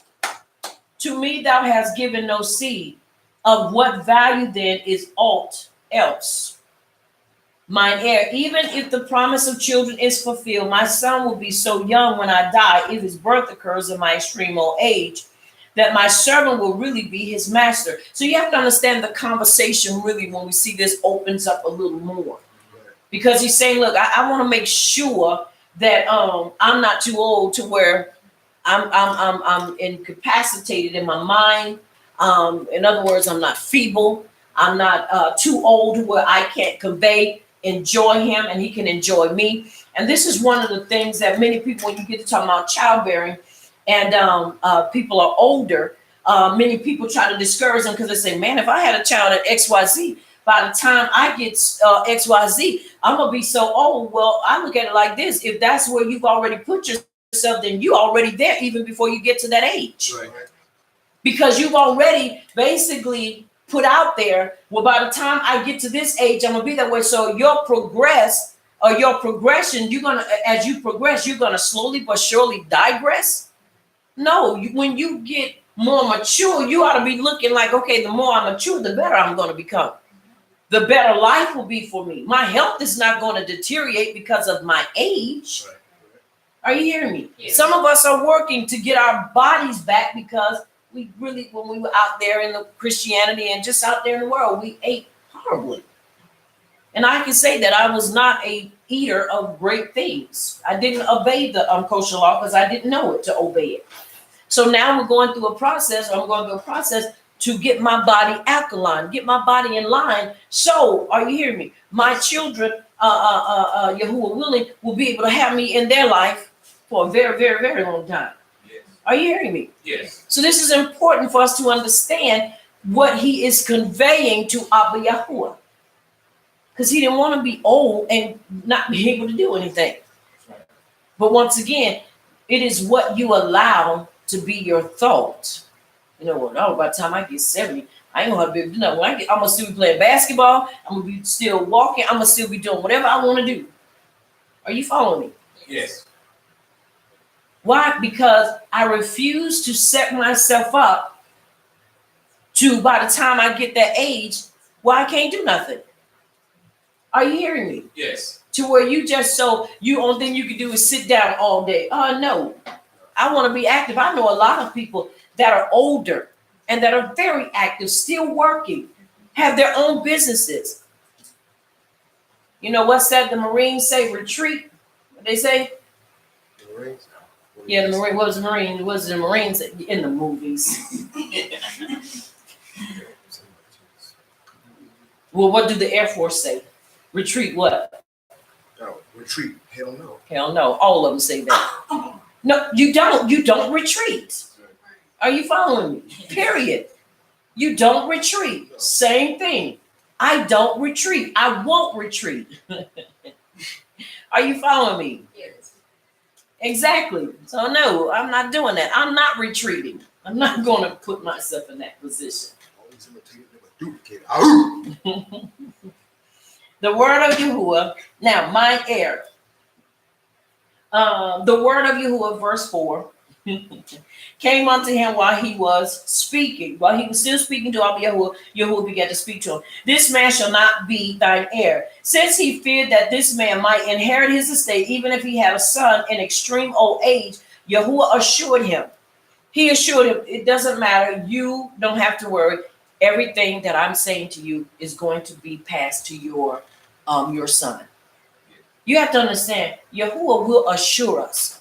When he is the one that has put us in this path and he has done this, he will be the one to assure us that it shall come to pass. Are y'all following me? He's never going to put his word out there and then not bring it to pass. He brought him forth abroad. The plain meaning is that he took him outside his tent to gaze upon the stars. The Midrash interprets, abandon thine astrological speculations, for thou hast seen in thy constellations that thou art not destined to have children. It is true that Abram and Sarai will be childless, but Abram and Sarai will have a child, and I will change your names. Ishmael was born to him while the patriarch's name was yet Abram. His fear, however, had been that he would not have a son to be his heir, whereupon Yahuwah assured him that as Abraham, he would have such a son. Now, you have to understand something very important to look at this. Anybody that understands and has read in the scroll of Yasher and even in Jubilees, you will read and see that the birth of Abram was foretold in the stars. And this is why Nimrod wanted to kill him. And you have to understand, Terah, Abram's Abba, was very close to Nimrod. And so when it came for his birth, and the Magi and everything you want to call them, the astrologers, began to tell Nimrod, there is going to be one that is going to be born, and this is he's going to be the demise of your kingdom. And he's going to be the demise of your reign. And so when Abram was born, he and his midwife were taken and hidden in a cave. And one of the servants that was in the home had a child too. And that servant was to be sacrificed instead of Abram. And so when Abram turned 10, it is when he was brought forth, because at that time he was 10 years of age. And so from there, Abram grew, and then Abram got older. And once again, at that time, Abram and where he was with his Abba, they were heavy into astrology, and they were heavy into reading the stars. And this is why it is brought forth, because it was written in the stars. Now watch this. While he was there with under that regime, while he was there under that system, he would have remained what? Childless. He would have remained childless. But Yahuwah is saying now that you are no longer under that system. You are no longer under that regime. You are no longer under that. You and your Isha will not be childless, but you will have a child. Are you hearing me? Yes. Even after your name change. Are y'all following me? Yes. All right. Very important for us to understand that. And even when we look at this and somebody say, but how can I apply that to my life? Just because of the way we live, when we were out there in the a system that taught against Torah truth, and we were against the things of Abba Yahuwah, you have to remember, when you come into truth, that what was pending over your life and that which was pronounced over your life while you were outside of truth, now when you're in truth, that changes.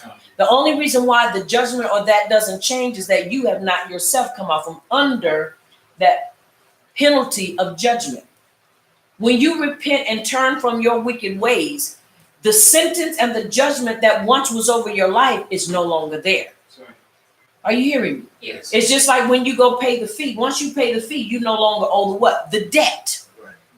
The debt is cleared. Now, this is why it is important for us to understand that when we come into truth, the first thing we have to do is repent of our what? Of our sins. Right. Our transgression of the Torah. And then began afresh and anew, and began with renewing our mind. First of all, presenting ourselves according to Romans 12, 1 and 2. First of all, presenting ourselves unto Yahuwah. Then from there, renewing our mind. How can I renew something that I don't even know where to begin? First of all, you got to learn who Abba Yahuwah is so you can learn his instructions. Right. You don't get his instructions and then try to learn him. No, you get him first, then you learn him through his instructions. Right. And so it is important that we follow this. And the reason why I believe that we are having those that are birthed into this way, to this walk, is because people are coming in, but when they're coming in, they're only being told, you are the true people. And that's it. You're telling me I am the truth, I am that people, but you're not telling me I need to repent of my sins so that I can be accepted in. You can tell me how to get to the gate, but there is still a code in order for me to get past the gate. Right. And until I do that, I'm still an outsider. Are y'all following me? Yes. I am still an outsider until I make it known that I know who I once was. And I repent from it. Yahuwah, I know when I was living out there, I thought I was doing right. I thought I was doing the right thing by telling people, that the Torah was done away with. We know as the law was done away with. You have to understand, you have to repent. Right. And start all over again in truth. And when this is done, because you have to understand, repentance is what gets us in the door. Until you repent, you still outside. Yes. But many people have come in accepting and saying, yeah, I know you're the true people. And the first thing people do is go read the bit on chapter 28. Then they read chapter 26. And then from there, they go and now, I'm that people. But there is no change. There is no lifestyle change. Then they go and they put on the fringes. Then they go and they grab a people or go. And like I said, I'm not knocking all camps because that's not for me to do. I'm not knocking any of them. Because when it's all said and done, Yahuwah going to be the one that judges them. That's right. But if you're wrong, you're wrong. Period. Now, bottom line is when it's all said and done, because if you look in the writings, we were all called, if you were part of a tribe, you were part of a camp. Because they camped to the north. They camped to the south. Are you hearing me? Yes. But it is the character. It is how they present themselves as a camp that makes it wrong. But the name camp itself is not wrong. Just like we don't disregard black. We are not black, but we don't just throw black away. It's a shade. You can buy it in crayons, paint, color, black eyeliner, black mascara. Are you following me? Yes. Black. But the problem comes in is how it is utilized. We don't throw it away. We just change the way people use it. Now, with that being said, once again, camp in itself, that word is not bad. It is those that take that name and distort its real meaning. Right. That make people say, don't you go be a part of no camp.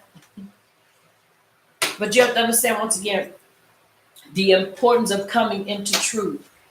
So what happens? People come into truth. And the first thing they do is they start hating. Not a hobby, hating. Oh, yeah, these Edomites, and that's a whole nother teaching as well, have come and they've done us like this. Yeah, them Europeans, them Caucasians, them Neanderthals. Are you hearing me? Yeah. They done done us like this. Now the first thing you do is you ready to take up arms. Instead of learning to aha the one that has brought you into this truth. Are you hearing me? Yes. Instead of really coming in and saying, wait a minute, hold up. You mean that was me? That's me. That's who I am. Question. Well, what happened? What happened? Okay, put it all on them because that's the after effect of our ancestors and forefathers messing up royally. What happened? Why am I in this place? What made them get to this place? What made Yahuwah just run us out of our land? What made Yahuwah pick us up and literally thrust us out of what he had given to us? Are you following me? Yes. They don't ask them questions first. Many of them. I'm not saying everybody, but many of them. Then the next thing you know, you got a battle going on. Now they fighting and cussing and cutting with words. Because they know not why they were awakened. You were awakened to a Yahuwah and to serve him. Right. And so now you got this going on and all this is taking place once again because they don't understand why they were awakened. And we have these new people coming in. Every day, somebody is coming in the truth. And watch this, every day, somebody's walking away from it. They're walking away from it. We cannot misrepresent the kingdom. We cannot misrepresent Abba Yahuwah. That's right. Because when we do, guess what? It makes it bad on us. You have to understand, we have to be the model citizen. What is a model citizen? A model citizen is the one who adheres and upholds to the Torah. That's right. And when I say Torah, I'm talking about Torah, Haftarah, and the Brit Hadashah, the whole sandwich. You don't pick it apart and just eat the bottom piece of bread and leave the whatever is in there, the preserves or the chicken in there, and then take the top part of the bread and put it together. No, a sandwich is a sandwich because it has two pieces of bread. That's right. We're not talking about a fold. We're talking about a full-fledged sandwich. And you got to eat the whole sandwich. You got to eat the whole roll. Very important for us to understand. He believed in Yahuwah in spite of the extreme improbability of the promises. He did not request a sign, although he did ask for one in respect of the promise that he will possess the land. Now, once again, it's important in our beginnings. In our beginnings, your beginning, everybody's beginning is different. But let me tell you something. Regardless if you began today, yesterday, 5 or 6 years ago, in your beginning, we all have a climatic point that we're going to reach. We all have an end that we're going to reach. End is not always meaning death. Some of us are in the beginning, some of us are in the middle, and some of us are at the end of that first stage or phase of our walk or our life. And so you have to understand, as Yahuwah continued to take them, they had to build that relationship with him. Because remember, before, when he was in Ur of Chaldees with his Abba, and then in Haran, he was learning Torah. To understand, he knew Torah, but he wasn't really practicing it until he had to get away from those he was familiar with. Then he had to learn how to practice and really live by it. Are you hearing me? Yes. He counted it to him for uprightness. Yahuwah accounted this belief shown by Abraham as uprightness. When Abraham went on to ask, whereby shall I know that I shall inherit it? This was not through lack of belief, but this was to it was to substantiate or cause him to be grounded in that which was spoken of. Moreover, it is pointless to state that Abram, who was prepared to sacrifice his son to Yahuwah's command, believed not in Yahuwah. He therefore comments, having received Yahuwah's assurance, Abram now believed that the prophecy would certainly be fulfilled and that he need not fear, that he might forfeit it, though through sin. So once again, you got to look at it. When Abram is in this walk and he understands he's taken a life, he's done certain things, he's want to be sure that he has not forfeited what has been promised. Let me tell y'all something. Every day of our lives, I know every day of my life, as I go throughout the day, you have to understand there are some crazy people out there. There's some crazy people out there. And if you are not determined and you are not provoked and motivated to act wisely, people will have you acting a fool. They will. They'll have you hollering out the car. They'll have you ready to run them down. They will have you ready to go blows with them, square off with them. Now, I'm not saying you don't defend yourself, but I'm saying never let people provoke you out of that place that Yahuwah has placed because somebody be stupid. Yes.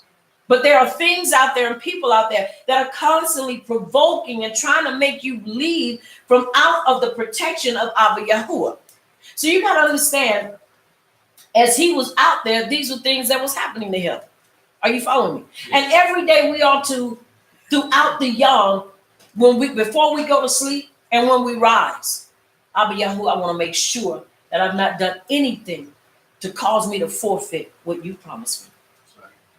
That's where we keep a repentant heart. Yes. If I've done anything throughout this yom or this layla, please forgive me. Because I don't want my relationship with you to be strained, tainted, or you don't want to deal with me because of what's in my life. Are y'all following me? Yes.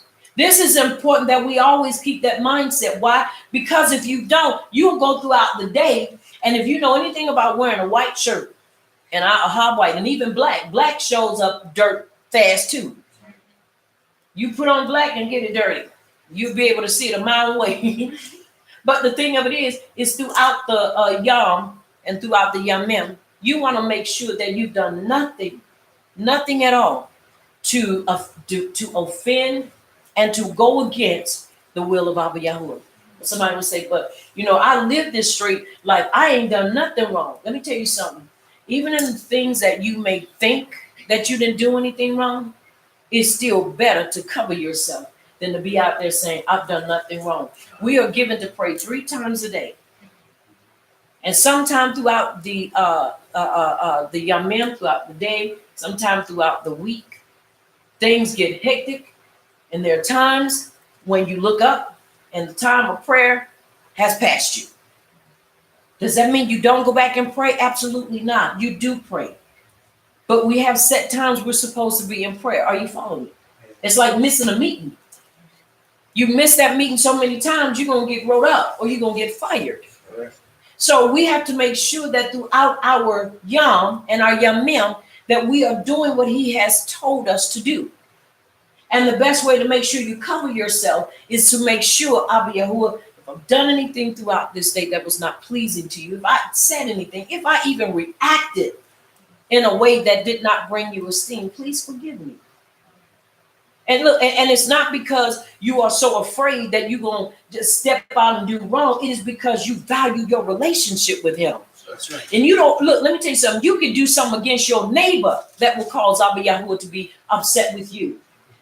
Because if we are to treat our neighbors as we treat ourselves, how you going to be mean and malicious to somebody and then turn around and be trying to talk to Yahuwah and be wanting to talk all nice and and serenade him with your words, then you mean as a rattlesnake to everybody else. That's wrong. Are you following me? Yes. So we have to make sure we keep ourselves in a place that we always have a repentant heart. Because there are times that people will make you really jump down on them. Jump down, pick a bale of cotton on them. Because people will say things that can rub you the wrong way. But then you want to make sure that even in your response or your reaction to them is still going to give Abba Yahuwah the esteem. I'm not saying let anybody walk over you, because I'm not going to let anybody walk over me. But I've learned to ask Abba Yahuwah, please help me stay in character. Don't let that, those old ways that I'm killing every day. Are you hearing me? I'm killing and I'm reading and I'm studying because I don't want to be walking in truth and still acting like a Christian. That's right. Well, it's all right because he'll just forgive me anyway. All right, let's think about that now. You can't be sitting up there doing things when you know it's wrong. That's right. Because we know truth. And so it's important, once again, that we watch how we talk to one another. Watch how we communicate with one another. That's right. A soft answer turns away wrath. Yes. Sometimes when you want to bite at people and snap at them, you want to just back them one great one. You have to learn how to do those things. Are you hearing me? Yes. Very important to do these things because we don't want Abba Yahuwah once again to be angry with us. And it builds up. Are y'all following me? Yes. That brought thee out, verse 7. The verb used here always connects a miraculous act and alludes to his deliverance from the fiery furnace. This verse proves that the command to leave his home was given to him in Ur, not in Haran. When I delivered thee from Ur, I then had in mind to give thee this land. So he had already in mind was going to give Abram what he had already said he was going to give him. Once again, when leaving, and I want to reiterate this because some of us, no matter how long we've been in it, especially depending on how close you were to your mishpachot, sometimes that's one of the hardest and most challenging things for us to do is to disconnect from those that we have truly, because we're still trying to be in truth and we're still trying to appease them and we're trying to walk that way. And especially those that you did everything, like I say, with them. You went everywhere. You laughed. You talked. You celebrated the pagan holidays together. You talked about them. When you start changing up and you start walking in truth, you got to remember when he pulls you away from that, he pulls you away so that he can develop you. Until you are strong enough to deal with them and not become emotional, it's best that you stay detached until you're able to deal with them. Because it's better for you to detach yourself from them and they be angry with you than Yahuwah be angry with you because you're still trying to live a double life. You know, people during the holidays that have just passed, well, I can deal with them and I can eat the food and not be a part. You still are partaking of that. Are you hearing me? Yes. Like say, you going into places that you know this is what they do. Like we used to have a saying when we was in Christianity, rubbing Buddha's belly. You going into Chinese restaurants with dragons and Buddhas in there. You know you going in there funding their cause. You going in there funding their cause. Now somebody say, but I like Chinese food, and then some people don't like Chinese food. Me, I do. I enjoy it, but I'm not going in. It's one place we go, and that's it. And we have rapport with these people, and we've been knowing these people ever since they opened up. Are you following me? Yes. They don't cook rats. They don't cook dogs. They don't cook any of those things. You see them putting the chicken in the pan. Are you following me? Yes. They don't use MSG. They don't use any of those things. Are you following me? Yes. And so when you build rapport, you know, because they had it open where you can see you. I'm watching everything they do. And then when you ask them, they know we don't eat pork. So they don't fix our food when they're fixing behind pork and stuff. So once again, it's about building rapport. But the thing, once again, that we have to understand and realize is that everybody does not do that. Excuse me. Are y'all following me? Yes. Yes. So once again, let us use wisdom in everything that we do. Are you following me? Yes. And we don't go and rub Buddha's belly. When you go to your family's homes and they're eating and partaking of these things, they're eating ham, they're eating turkey. You still are partaking in that. I don't care how you say, I took the plate home. You still partook in it because you know why that meal was fixed. It was fixed in honor or in esteem of that holiday. So we don't do those things. We don't. We pull away. And you have to understand that was very challenging to him because you can look and tell in the writings that they were close. Any man that's willing to fabricate to one of the strongest tyrants that ever lived, which was Nimrod, you have to understand that's a hop. He didn't turn his son over. That means he had a what? A hop for him. That he was willing to die if necessary so his son could live. So you ain't gonna tell me they didn't have no kind of relationship. Right. He didn't give him up and give him over. He hid him instead. So with that being said, he had to leave. And when you have to leave and be detached, understand it is not because Yahuwah is trying to hurt us. It is because he's trying to make us and build us to that what he wants us to be and not be framed by the framework of our mishpah code. Does that make sense? Yes. So it's important that we understand that. Now, excuse me, verse 8. Whereby shall I know? An additional interpretation to the plain meaning is, by what merit will my children maintain themselves in it? Yahuwah answered, by the merit of the sacrifice, this being the meaning of the animals he was bidden to take. Abram did not ask for a sign, nor did Yahuwah give him one. He merely asked that he might know with a true inner knowledge, and that neither he nor his children might sin and thus forfeit it. Which only makes sense for anybody that Yahuwah is giving anything to, even awakening us, that we make sure that what we are walking into, we're able to maintain it so that we can pass that same understanding to our children. That's right. Are y'all following me? Yes. Very important. And so this is what Abram was doing in verses 1 through 8. He was conversing with Abba Yahuwah because he wanted to be sure. Not because he doubted, but because he wanted to be sure. Okay, what else do I need to do? What else do I need to do? And that's one of my prayers too. Abba Yahuwah, what else do I need to do? Yes. What else are you requiring of me? because I want to make sure that what I'm doing and what I'm conveying is what you want me to convey and what you want me to pass down or pass up, not down, pass up. Not leaving it, but passing it up to the generation. Are you hearing me? Yes. So it's very important for us to understand that. All right, let us read.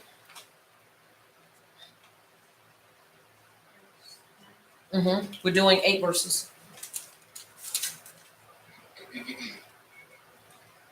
Bereshit chapter 13, verse 9 to 16. Mm-hmm. And he says to him, bring me a 3-year-old heifer and a 3-year-old female goat and a 3-year-old ram and a turtle dove and a young pigeon. And he took all these to him and cut them in the middle and placed each half opposite the other, but he did not cut the birds. And the birds of prey came down on the carcasses, and Abram drove them away. And it came to be when the sun was going down, and a deep sleep fell upon Abram, that see, a frightening great darkness fell upon him. And he said to Abram, know for certain that your seed are to be sojourners in a land that is not theirs, and shall serve them, and they shall afflict them 400 years. But the nation whom they serve I am going to judge, and afterward let them come out with the great possessions. Now as for you, you are to go to your Abbas in Shalom. You are to be buried at a great old age. Then in the 4th generation they shall return here, for the crookedness of the Amorites is not yet complete. And it is so. Now, let's look at this.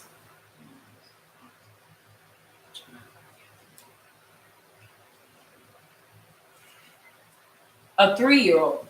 Now, as we continue to read, and later on up, as we see the establishment of Yasharon, the year becomes a year old, not 3, but he gives them 3-year-old. Now you have to understand a 3-year-old animal is an animal well up in age, a seasoned animal, a seasoned, like I say, well up in age. A heifer of 3 years old, 3 heifers, these hinting at the 3 sacrifices of bullock, the one which was brought on the day or Yom of Atonement, Bamidbar 29 and 8. That was brought when the whole congregation sinned in ignorance. Wayikra 4 and 13, and the heifer whose neck was broken in Debiram 21 and 4. A she goat of 3 years. This symbolized the goat offered upon the altar on the Yom of Atonement. Once again, this is 25 and 15. The goats brought as additional offerings on festivals or on the feast, and they're brought by an individual as a sin offering. 3 goats were given. Now, a ram of 3 years old, symbolizing the guilt offering for certain offenses for a doubtful sin and the sin offering of the individual. Once again, these 3 in their age, once again, 3, and they were 3 years old, represented these, according to these theologians, represented each one of the festivals. Are you hearing me? Yeah. And if you notice, once again, when we read further into the Torah, you will see that there were offerings, and there were main offerings that were to be brought by the children of Yasharal to Abba Yahuwah to be sacrificed. Right. Are y'all following? Yes. All right. Excuse me. Now, let's look at this. The 3 animals symbolize the 3 kinds of sacrifices which his descendants would bring. The sin offering, which included the guilt offering, the burnt offering, and shalom offering. According to the animals and birds mentioned here, were the only ones fit for sacrifice. So there were no other animals that were fit for sacrifice. These were the ones to be sacrificed. So Abram, was setting the stage and setting things up for his descendants to follow suit. Now, the purpose was to enter into a covenant, the same to have the force of a decree on oath, which could not be annulled. Now, this is important for us to understand. No matter how many times people come and try to make it like that, we are not the people, his covenant with us will never be annulled. It will never be broken, and it will never be breached. Because it's written in what? Blood.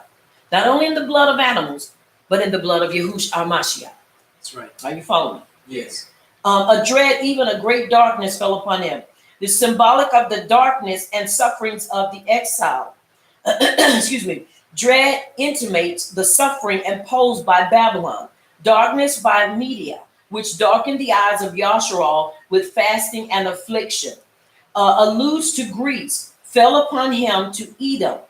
Yahuwah thereby informed Abram that although he promised the land to his descendants, if they sinned, they would be subjugated by these four nations, but before that, they would suffer bondage in Mitzrayim. Thy seed shall be a stranger before the promised land in theirs. Excuse me. Not all will suffer servitude, but only those generations meriting it through sin. Now, do y'all understand that? Yes. If you have not sinned, then you will not be judged for being a sinner. You can't give me a ticket for something I didn't do. Are y'all following me? Yes. Very important for us to remember this.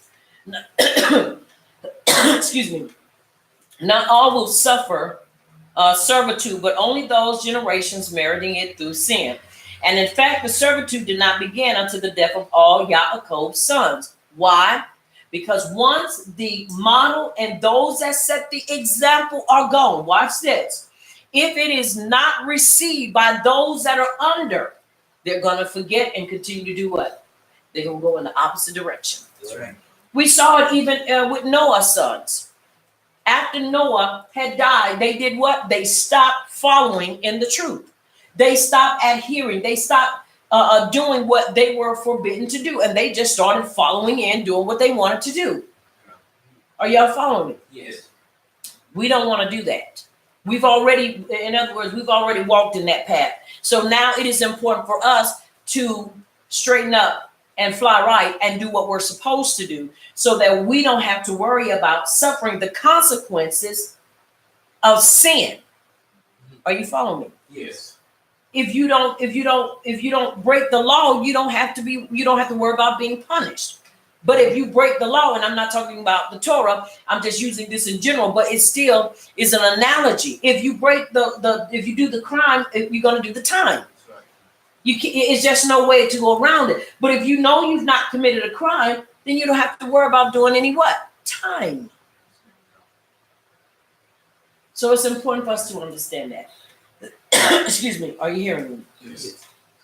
A land that is not theirs. The text does not state in Mitzrayim because the 400 years of this verse are reckoned from Isaac's birth. They were strangers from then onward, but not in Mitzrayim. Thus it is written, Isaac dwelt in Gerar. And that's 25 and verse 6. To sojourn in the land are we come. Yaakov sojourned in the land of Ham, of Kam. In these passages, the verb is derived from ger and means to dwell as a stranger. It is pointed out that the actual servitude in Mitzrayim did not last so long and holds that the verse is to be rendered, thy seed shall be a stranger in a land that is not theirs 400 years. And shall serve them, and they shall afflict them for an unspecified length of time. Now, you have to understand what that means to us, because the more I read and the more I dig, the more you will uncover, and the more I come to uncover. Excuse me. As we continue to read, you're going to see Yasharal was in Mitzrayim, but they were not in bondage in Mitzrayim for 400 years. Because the first years they were there, they were not in bondage. They lived as citizens. They lived where? In Goshen. Are you following me? Yes. So, once again, it's more to it, and we will dig into that as we get to that. But I just want to drop that nugget there, because you have to understand, we're in a time of recovery, restoration, and revival. And, excuse me, as we continue, and these are the English renderings, as I continue to gather my information on the Hebraic way, I'm going to present it and show you what he gave me. It is for us to understand, to recover something means it's a time of restoration. It's recovery, restoration, and revival. Recovery and restoration are almost synonymous. They're almost the same word. Okay. But we have to understand recovery means or to repair or to bring something back into its natural state. You know, people say, well, I'm going to restore or recover the car or what have you. And so this is where we are now. And in that, it is also dealing with our history and that what encompasses our history, literature, information, everything concerning us. even in this walk, as we thought what we thought was the truth, we're still finding out it's still more to uncover. That's right. It's still more to unveil. And we're not at the end of it yet. Right. Because there's still more to be brought forth. There's still more to be excavated. Right. And so with that being said, it is much more prayer that is needed, much more fasting that is needed, so that we're able to bring forth the truths and not continue to teach from a Christian platform. Somebody will say, "But what do you mean by that?" Well, what I mean by that is we're in truth, and you can come into truth, but if you still have material that is still based upon a Christian mindset, then you will still be walking in truth, but will still be learning from a Christian perspective, which is very dangerous.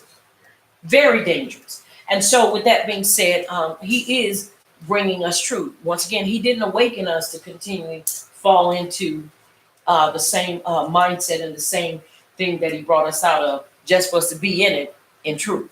Does that make sense? Yes. All right. Now, that nation also is an extension which includes the 4 kingdoms which later subjugated Yasharon. Will I judge with the 10 plagues? Comments with, although it was Yahuwah's decree that the Yasharites should serve them, the Mitzrayim were punished because they went beyond Yahuwah's intentions. It was not his decree that they should throw their children into the Nile. This is not affliction, but extermination. And the same applies to the general severity and rigorous which they displayed toward Yasharal. Once again, that is extermination when you think about it. Just as I will punish thy children with servitude in Mitzrayim for their wickedness, so will I punish the Mitzrayim for enslaving them. Now, once again, that's extermination, and that is something that Yahuwah never told them to do. And they were killing the children. Are y'all following me? Yes. Thou shalt go to thy Abbas in Shalom and not see all this suffering. Thou shalt be buried in a great old age. Yahuwah informed him that Ishmael would repent during his lifetime, and Esau would not embark upon the course of wickedness while he was alive. Therefore, Abram died 5 years before his time. Abram died 5 years before his time. Isaac lived 5 years longer than he, and on the yom of his death, Esau commenced his evil ways. Verse 16, in the 4th generation, understanding it means the 4th generation of the enslaved Yashruelites, according to Yaakov's descendants in Mitzrayim. Yehuda, Perez, and Hezron, 3 successive generations were in Mitzrayim. And Caleb, son of the last name, and hence the 4th generation entering the promised land. It is interpreted as the 4th generation of the Amorites. In the 4th generation, showing what was taking place in the 4th generations. In other words, you got to see who all else is involved in the 4th generation of this. Are y'all following? Yes. For the iniquity of the Amorites is not yet full. To deserve expulsion, Yahuwah does not punish a nation until its measure of sin is full. From the yom their expulsion was decreed, Yahuwah allowed the Amorite an extension of time, 3 generations in all, for repentance, which would have annulled the decree. The Amorites represent all the Canaanite peoples and is mentioned because he was the most powerful of all. So once again, looking at everything that is going on around, we can't just say, okay, well, they were the only ones there. No, we need to know who is in political power at that time. We need to know what was taking place. Why? When we realize what is taking place and who is in those places, then we can really see the fullness of what is taking place at that time. Does that make sense? Yes. Very important for us to understand. All right. We stopped at verse what, 18? 16. Okay. I went to all right, now let's start at 17, verse 17. And it is. Excuse me.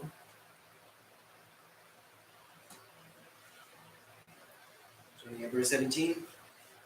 When the sun had set and it was dark, a smoking fire pot and a flaming torch appeared and passed between the divine animals.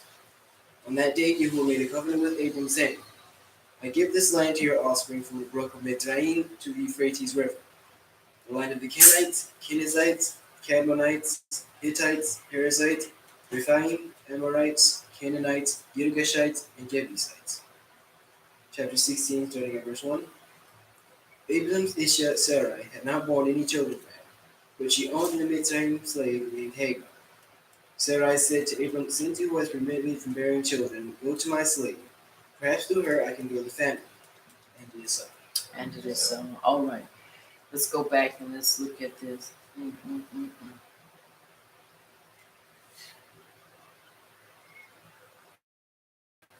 Verse 17. All right, once again, now Abram is talking to Yahuwah, establishing these things.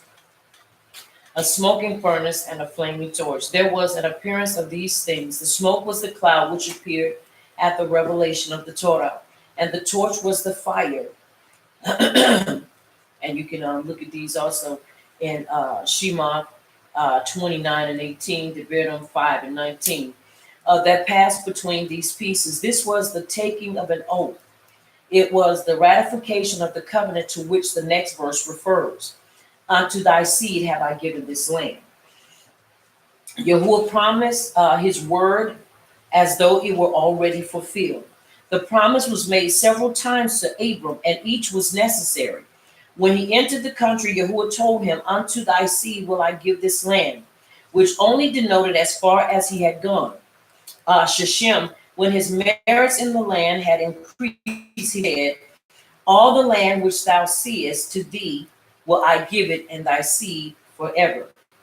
13 and 15. This was both more comprehensive and also had the addition, "and to thy seed forever." Now, once again, very important for us to understand, he could only go as far as his wealth could take him. And this is why it was consecutively opened unto him.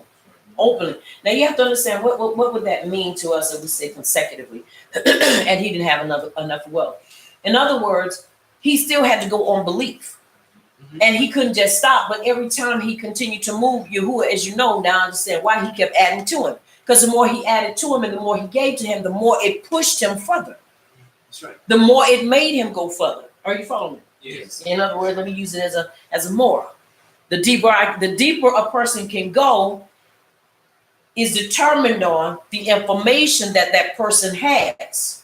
Are you following me? Yes. In other words, the more money I have, the more information I can get. Does that make sense? Yes. Now, I'm just saying that. And the reason I'm saying that is because you have to understand, no matter what, money is involved. And so we could see that the further he was able to go further, and this is how it was able to be opened up to him. In other words, Yahuwah didn't give it all to him in one shebang. That's right. This was also proving him and stretching him to believe. I keep moving, I keep doing. You're going to expand this for me. Excuse me. Are you hearing me? Yes. Now, this was both more comprehensive and also had the addition into thy seed forever.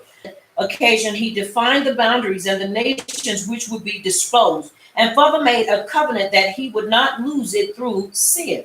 Finally, when the promise was repeated on the occasion of Abram's circumcision, he added that he would be for an everlasting possession. Now, let me make it understood that when he said it would not be lost because of sin, in other words, though you may have 20 in a room and all 18 are sinning, I'll even go even further than that. Everybody in that room is sinning.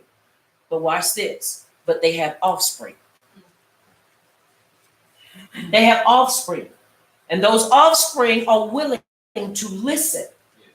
As long as there is somebody willing to listen and willing to follow through and willing to walk in obedience, it'll continue to go on. Now you have to understand, that shows you that Yahuwah had belief still in man, that no matter what happened and no matter how rough things got, that it would always be somebody that would be willing to listen and walk in obedience. That's right. That tells me he believes in us. Yes. He believes that we're capable of adhering and walking in his truth. That's right. Because he said nothing would be able to annul it. Are you following me? Yes. and it would be for an everlasting possession, which meant that even if his children should be exiled, they would return. Are you following me? Excuse me. They would return. The river of Mitzrayim, the Shinar, not the Nile, unto the great river, the river Euphrates, because it is associated with the Kadesh land. And it was called great, although it was the last river to issue from Eden. Bashan, and the Canaanite. All the 7 nations were Canaanites, although this one is single and it is sold. All right, 16. A handmaiden at Mitzrayim, she was Pharaoh's daughter. When she saw the miracle which were wrought on behalf of Abram and Sarai, she said, I will rather be a servant in their house than mistress in my own home. So we hear that this was not just anybody. Right. This was not just anybody that she was to give to, which once again, to maintain focus, excuse me, I won't stray and dive into that. But you have to understand, it was the promise was given to both of them, because without Sarai, it would not have been able to be fulfilled. But I will say this. If you don't know all of the matter, then don't try to add and help. Mm-hmm. That's right. If you don't know all which was said and done, stay in your lane and don't try to help. Right. Now you have to understand, Abram, Ahab, Sarai. And she said, and listen what she said out of her own mouth, which once again, this is why whenever it's talking about Yahuwah doing anything and it deals with relationships, we both have to be on the same level. Are y'all following me? Yes. Because if not, if you're not careful, one will persuade the other to do something that can basically cause friction and unnecessary. Are you following me? Yes. Unnecessary heartache. Yes. Now this is what she says. Now watch this. This is after Abram has come out. Not immediately. Now you have to understand, time has gone on. Time has lapsed. And now she comes up with an idea and she says, now Sarai, Abram's Isha had borne him no children, and she had a Mitzrayim maidservant whose name was Hagar, once again was the daughter of Pharaoh. So Sarai said to Abram, so now Yahuwah has restrained me from bearing children.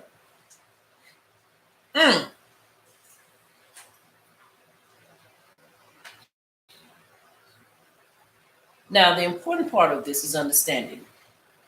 If we are both a part of this, then it is important that we both act like we are a part of it. Yes. She comes up with an idea and says, he has restrained me from bearing children. Yahuwah hadn't restrained her. It wasn't time. And when you come in and you're trying to help, Yahuwah doesn't need our help. This is where I believe that Abram was supposed to speak up, just like Haddam should have spoken up and said, not so. Yeah. But instead, he agrees with it. Are you following me? Yes. Now she said, please go in to my maid. Perhaps I shall obtain children by her. And Abram heeded the voice of Sarai. After he had already been in covenant and already walked through and done everything that Abba Yahuwah had told him to do concerning a child. Are you hearing me? Yes. Now, once again, the importance of this is that when people want to give you help and they are right there next to you and it does not fit the plan, you don't have to say yes. You can say no. Are y'all following me? Yes. Now somebody will say, but he was a part of the plan. He was not a part of the plan. Are you hearing me? He was of the flesh. He was of the flesh. This was something that was birthed out of the flesh. And instead of her believing that Abba Yahuwah was going to bring this through her as well, she got smart. And she offered Now watch this. Her handmaiden, who was in a position, because she's Pharaoh's daughter, whether she's there or not, That's right. she still has political position, and she is still a woman of great authority. Are you following me? Yes. Now I can understand why she gets the attitude when that belly starts swelling. Are y'all following me? Yes. Now, and the reason I'm saying this is because you got to understand, no matter what we do, let us never try to help Abba Yahuwah, because it becomes just a mess. Are you hearing me? Yes. Now, she does this and basically says, because Yahuwah has restrained me, which he did restrain her because it wasn't time. Then Sarai, Abram's Isha, took Hagar, her maid, the Mitzrayim, and gave her to her husband, her Ish, Abram, to be his Isha. After Abram had dwelt 10 years in the land of Canaan. Now, once again, never put a time limit on Abba Yahuwah. If he doesn't give you a time limit, don't you put a time limit on him. Yes. And she put a time limit on him. And so did Abram, because that's why he agreed to it. Because you have to understand, this is where I will say doubt came in. Because she's saying he has restrained me. And Abram evidently is believing either it's you or it's me. And he goes into this young woman. Are you following me? Yes. And he brings forth. It is just a part of the life cycle. If you are of fruit-bearing age and you're able to produce and you sleep with somebody, you're bound to get pregnant. It is just a natural process. Are y'all following me? Yes. And it was not her time, because Abba Yahuwah knew what time it would be for her. But it wasn't her time yet. But they put a restriction on Abba Yahuwah. When you restrict him and put time frames on him, you're going to always and not stand him. Because he never gave him a time frame, did he? No. He said, but you are gonna have a child. That's right. You are gonna have a child. Now, once again, it's important that we understand, don't help Abba Yahuwah. Are you hearing me? Yes. Yahuwah hath restrained me from bearing. Although he promised you offspring, he has not said that they will issue from me. When you start looking at your saying, well, if he said it, doesn't mean it's going to be for me. Okay, you're with him. Are you following me? Yes. You are his Isha. Why wouldn't it come from you? Are you following me? You have people when they start looking at themselves and basically kind to say, well, maybe it's not going to be for me. But he said he's going to bring him and he's going to give him offspring. Why wouldn't it be for you? You are his Isha. Are y'all following me? Yes. When you start trying to be smart in your own ways, that's when we start becoming really stupid, because we start trying to make ways, really, because now we stop and fail to ask Abba Yahuwah, will I be the one that will bring forth this child? It's just a question. It just takes time. Are you hearing me? Yes. But when you don't do that and you assume, well, maybe it'll be through her. No, watch this. Is it possible because of her position?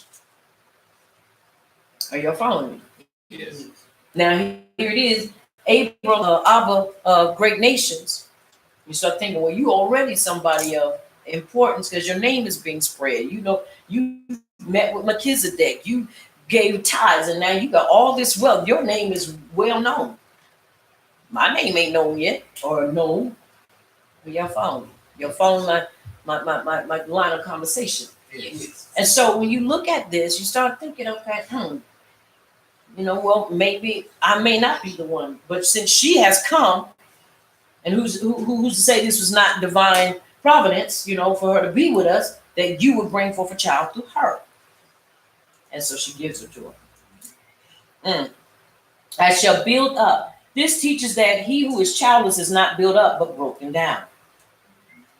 So if those that didn't have any children were considered broken down, and she wanted to help. It's good to the eye or great to the eye, and it'll make us what? Wise. Is that not what Howard told to basically said that her reasoning was to give Hadam, the fruit. Are y'all following? Yes. Now, once again, I'm not knocking the sisters because I am one. But what I am saying is that we cannot afford to be trying to help Yahuwah when he doesn't need our help. We can't. And whether you're male or female, he doesn't need your help. He just needs us to believe him and walk in consort and walk in agreement with what he has said. That's right. Bottom line. Help us under Yahuwah. Through her, as a reward for bringing a rival into my own home, I myself may have children. What in the world? People don't think right. No, you my rival, and I'm going to give you my ish, because we don't have that problem. Are you following me?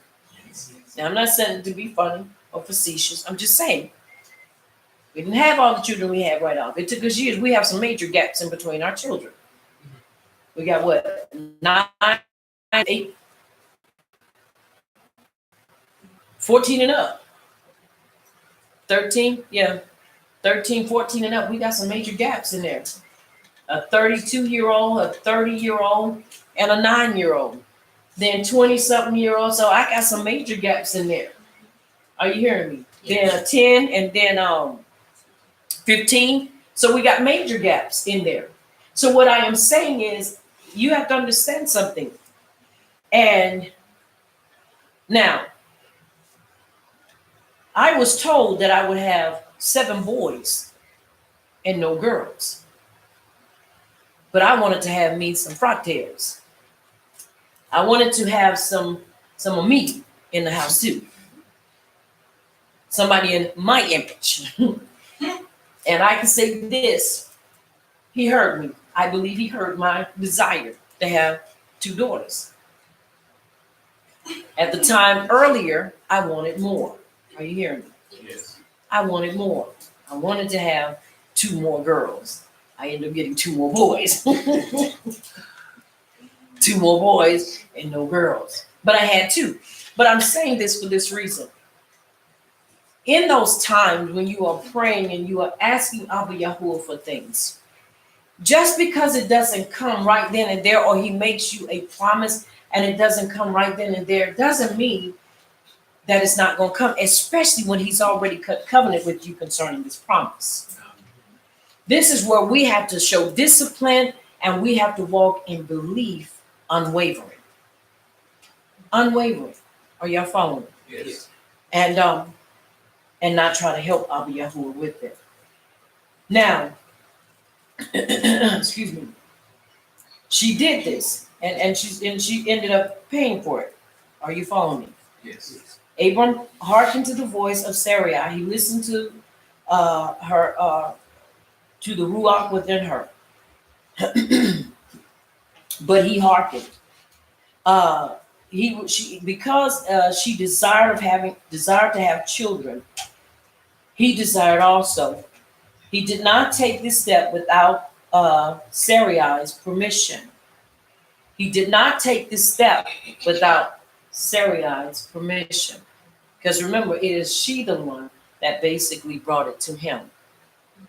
He did not go and do it.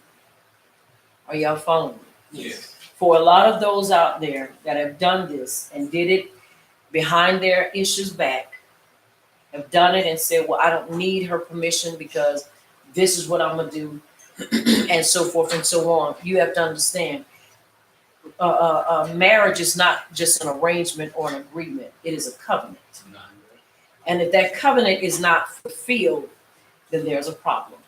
Are y'all following me? Yes. He adhered to her voice.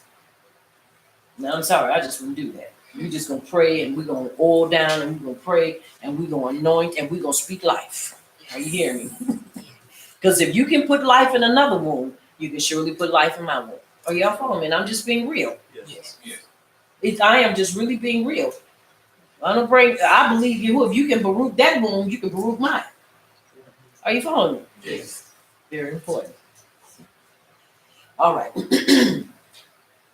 He considered that Sarai's suggestion was right, and for this reason complied with her wish. Now, it says not that he wanted to consort with another woman, but because he did have respect for her, he did it. And because she wanted to have a child. Are y'all following? Yes. Sarai, Abram's Isha, took Hagar. That is, she persuaded her with words. Happy art thou to be so privileged. Abraham evinced no eagerness, and not until Sarai took and brought Hagar to him did he accept her. Sarai is mentioned with her full description as Abram's Isha to indicate that even now she did not despair and behaved as an Isha to him. 10 years. When a woman has been childless for 10 years, her Ish, it says, according to this, must marry another. This practice only applied when polygamy was permitted. This was only when that was applied. Are you following me? Yes. But once again, you have to understand we're talking about back then, and we're talking about putting a definition to it now.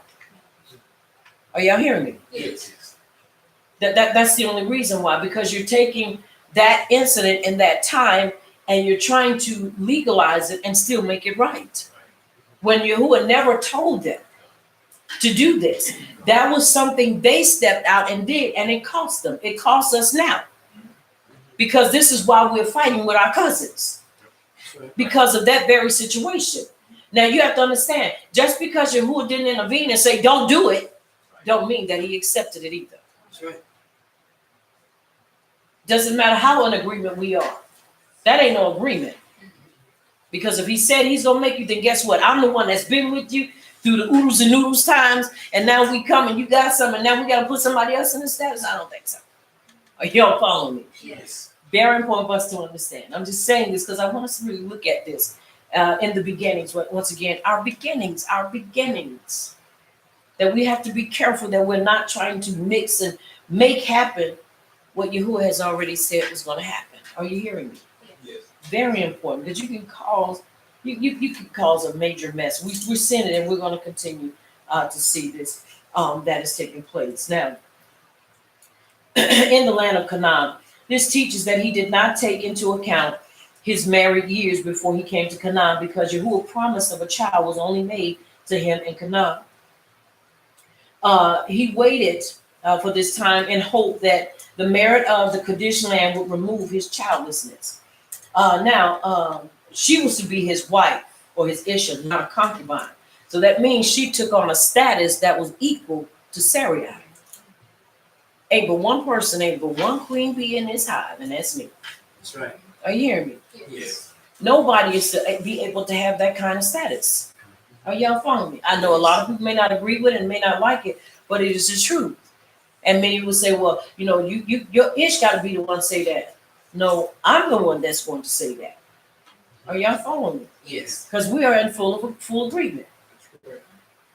Are you hearing me? Yes. Now, I don't say this, and I'm just going to open up our life just for a moment to show y'all something. When we came into this walk and we start hearing all that, we talked about that. Because I said, I need to know up front, after 20-something years, because we've been in it, 30-something years we've been married. And I said, I need to know, what are your views on polygamy? Because this is new to us. We're walking in this life, and this is our way of life. I need to know your views. I said, because I'm telling you my views right now. Ain't no other woman coming up in here. But I need to know your honest opinion about this. And I meant that.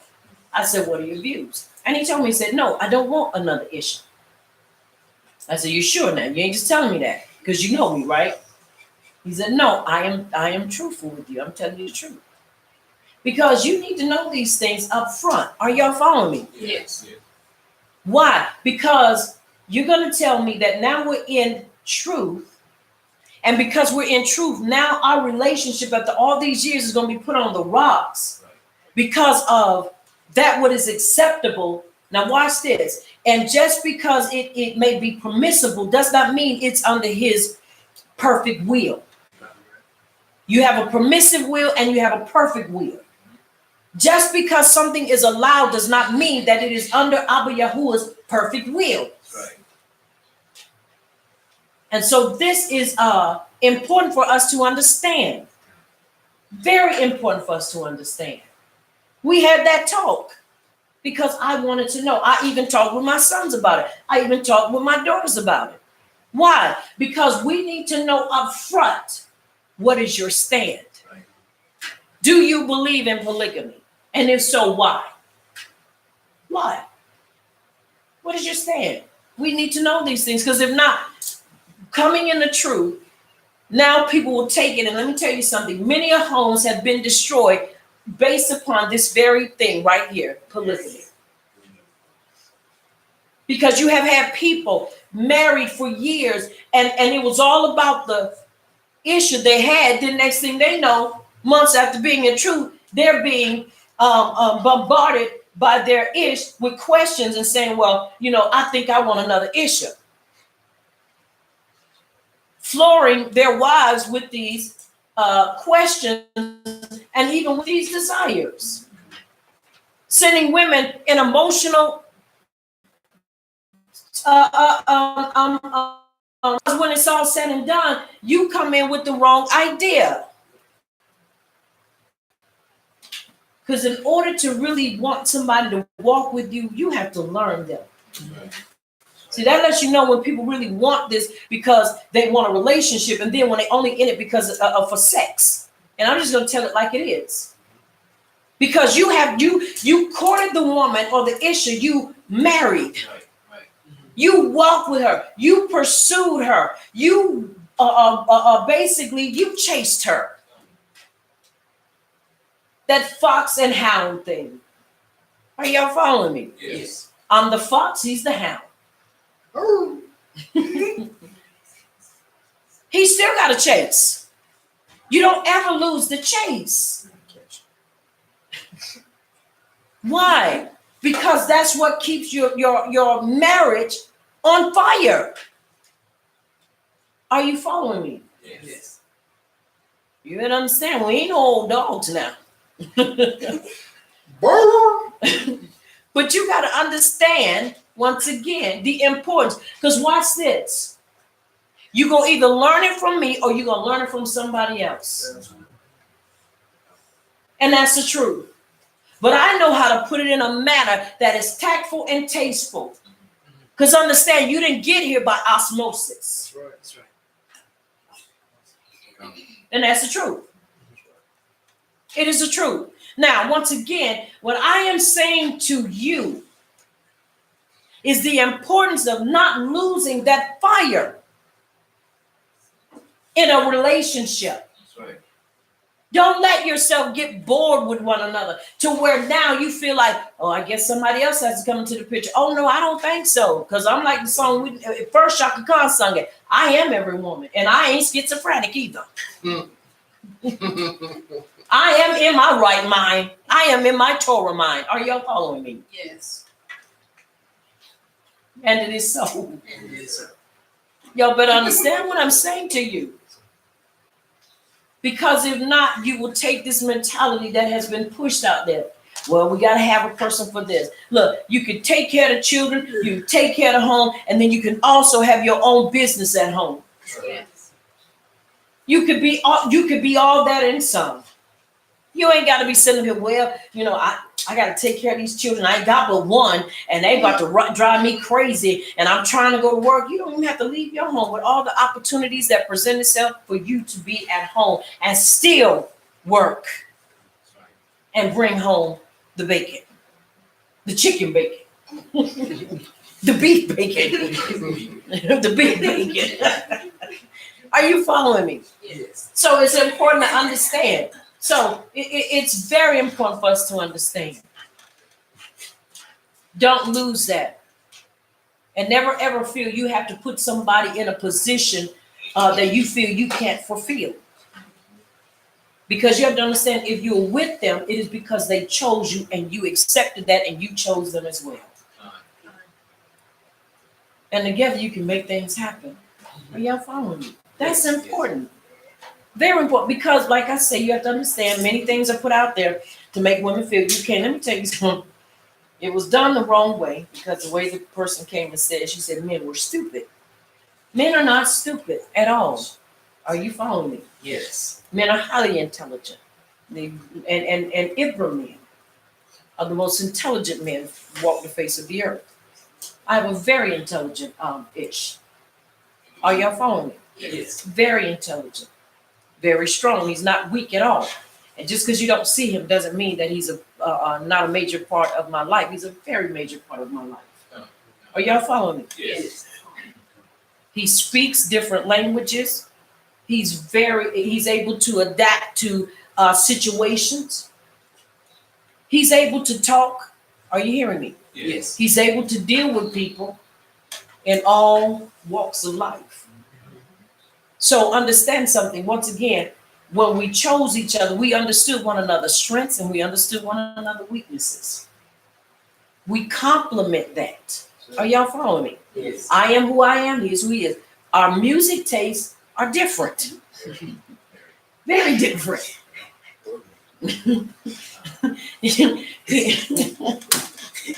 But when it's all said and done, we help each other to life. Sure. Our music is different. Our tastes and things are very different. He taught me how to play chess. I taught him how to play basketball. Are y'all following me? He's a thinker. I am too. But we think in different ways. Now, the reason why I'm saying that is that you got to know your mate. And when you know your mate, it makes things so much easier to be able to fight the battles and fight the things that are thrown your way. The issue that came about with this is that you had one believing and one saying, maybe it's not going to be through me. But you've been with me all this time. Why wouldn't it be you? Are y'all following me? Yes. It's important that we think before we leap. That's right. Very important that we think before we leap. Now, her mistress, and this once again was not her concubine. Her mistress was despised in her eyes. Sarai must be a hypocrite, she said. She cannot be a upright as she pretends, seeing that Yahuwah has not baruched her with a child. You start thinking, what did you think would be her response to you? And she's your rival. She's the daughter of Pharaoh. And now she looks at you and said, well, if it was all that, why did you need me? And let me tell you something. It doesn't necessarily mean that while she was talking to Abram, that this is what Abram was putting in her head. But you have to understand, you gave her the status of an Isha. So that means they were able to talk. They were able to communicate as Ish and Isha. Whenever you give a person that right, you can't get angry when they start assuming and saying different things. Because you gave them that authority. Now she said, oh, you must not be all that upright because it didn't take that long for me to get pregnant. And that's when you start talking them fighting words. I'm sorry, but that would not have been me. Because it would not have been, we'll take her and be like, no, you don't. It's time to go back to you. Okay, well, we need to find out what's going on here. We got some oil around there. We got some prayer. Well, let's pray. Let's anoint. And let's speak life. Are you following me? Yes. Very important. And I'm saying that once again because that who Yahuwah has given you is a part of the promise. Right. And don't let anything, no circumstance, situation make you feel that he or she is not. That's important. Are y'all following me? Yes. Very important. And on that note, we're going to stop right here. Chapter 16, verse 4. We're going to stop right here. And we're going to prepare to go and have lunch. And then we're going to come back, if we're willing, at, let's say, we're going to come back at 8 o'clock. Okay? I pray you all come back with us, give you enough of time to eat, give you enough time to take a nap, give you enough of time to socialize with your mishpachot, give you time to just enjoy yourself for that time. And I pray you come and be back with us for the next portion, part 2 of our Shabbat class. I know for many it will be up, but still come and join us. We will not be finished until our time will not be up until the breaking of Yom on the first day. But we will come back with Lekha, go forth yourself. And this is talking about Abram. And so I want to say to you, keep your head up, keep your shoulders square, keep your heart and your feet in and upon the Torah, because you can't go wrong when you continue to allow him to be your leader and your guide. I am Aliyah Yasharal, and I am the leader of Messengers of Yahuwah's Kingdom of Great Belief Ministries, located in South Carolina. I want you to remember, here at Messengers of Yahuwah's Kingdom of Great Belief Ministries, this is the place where the Torah does the body excellent. Until next time, and keep in his shalom until we meet again. Also, I want you to remember that you've been touched by Champion TV, a place where the champions reside. And it is so. And it is so.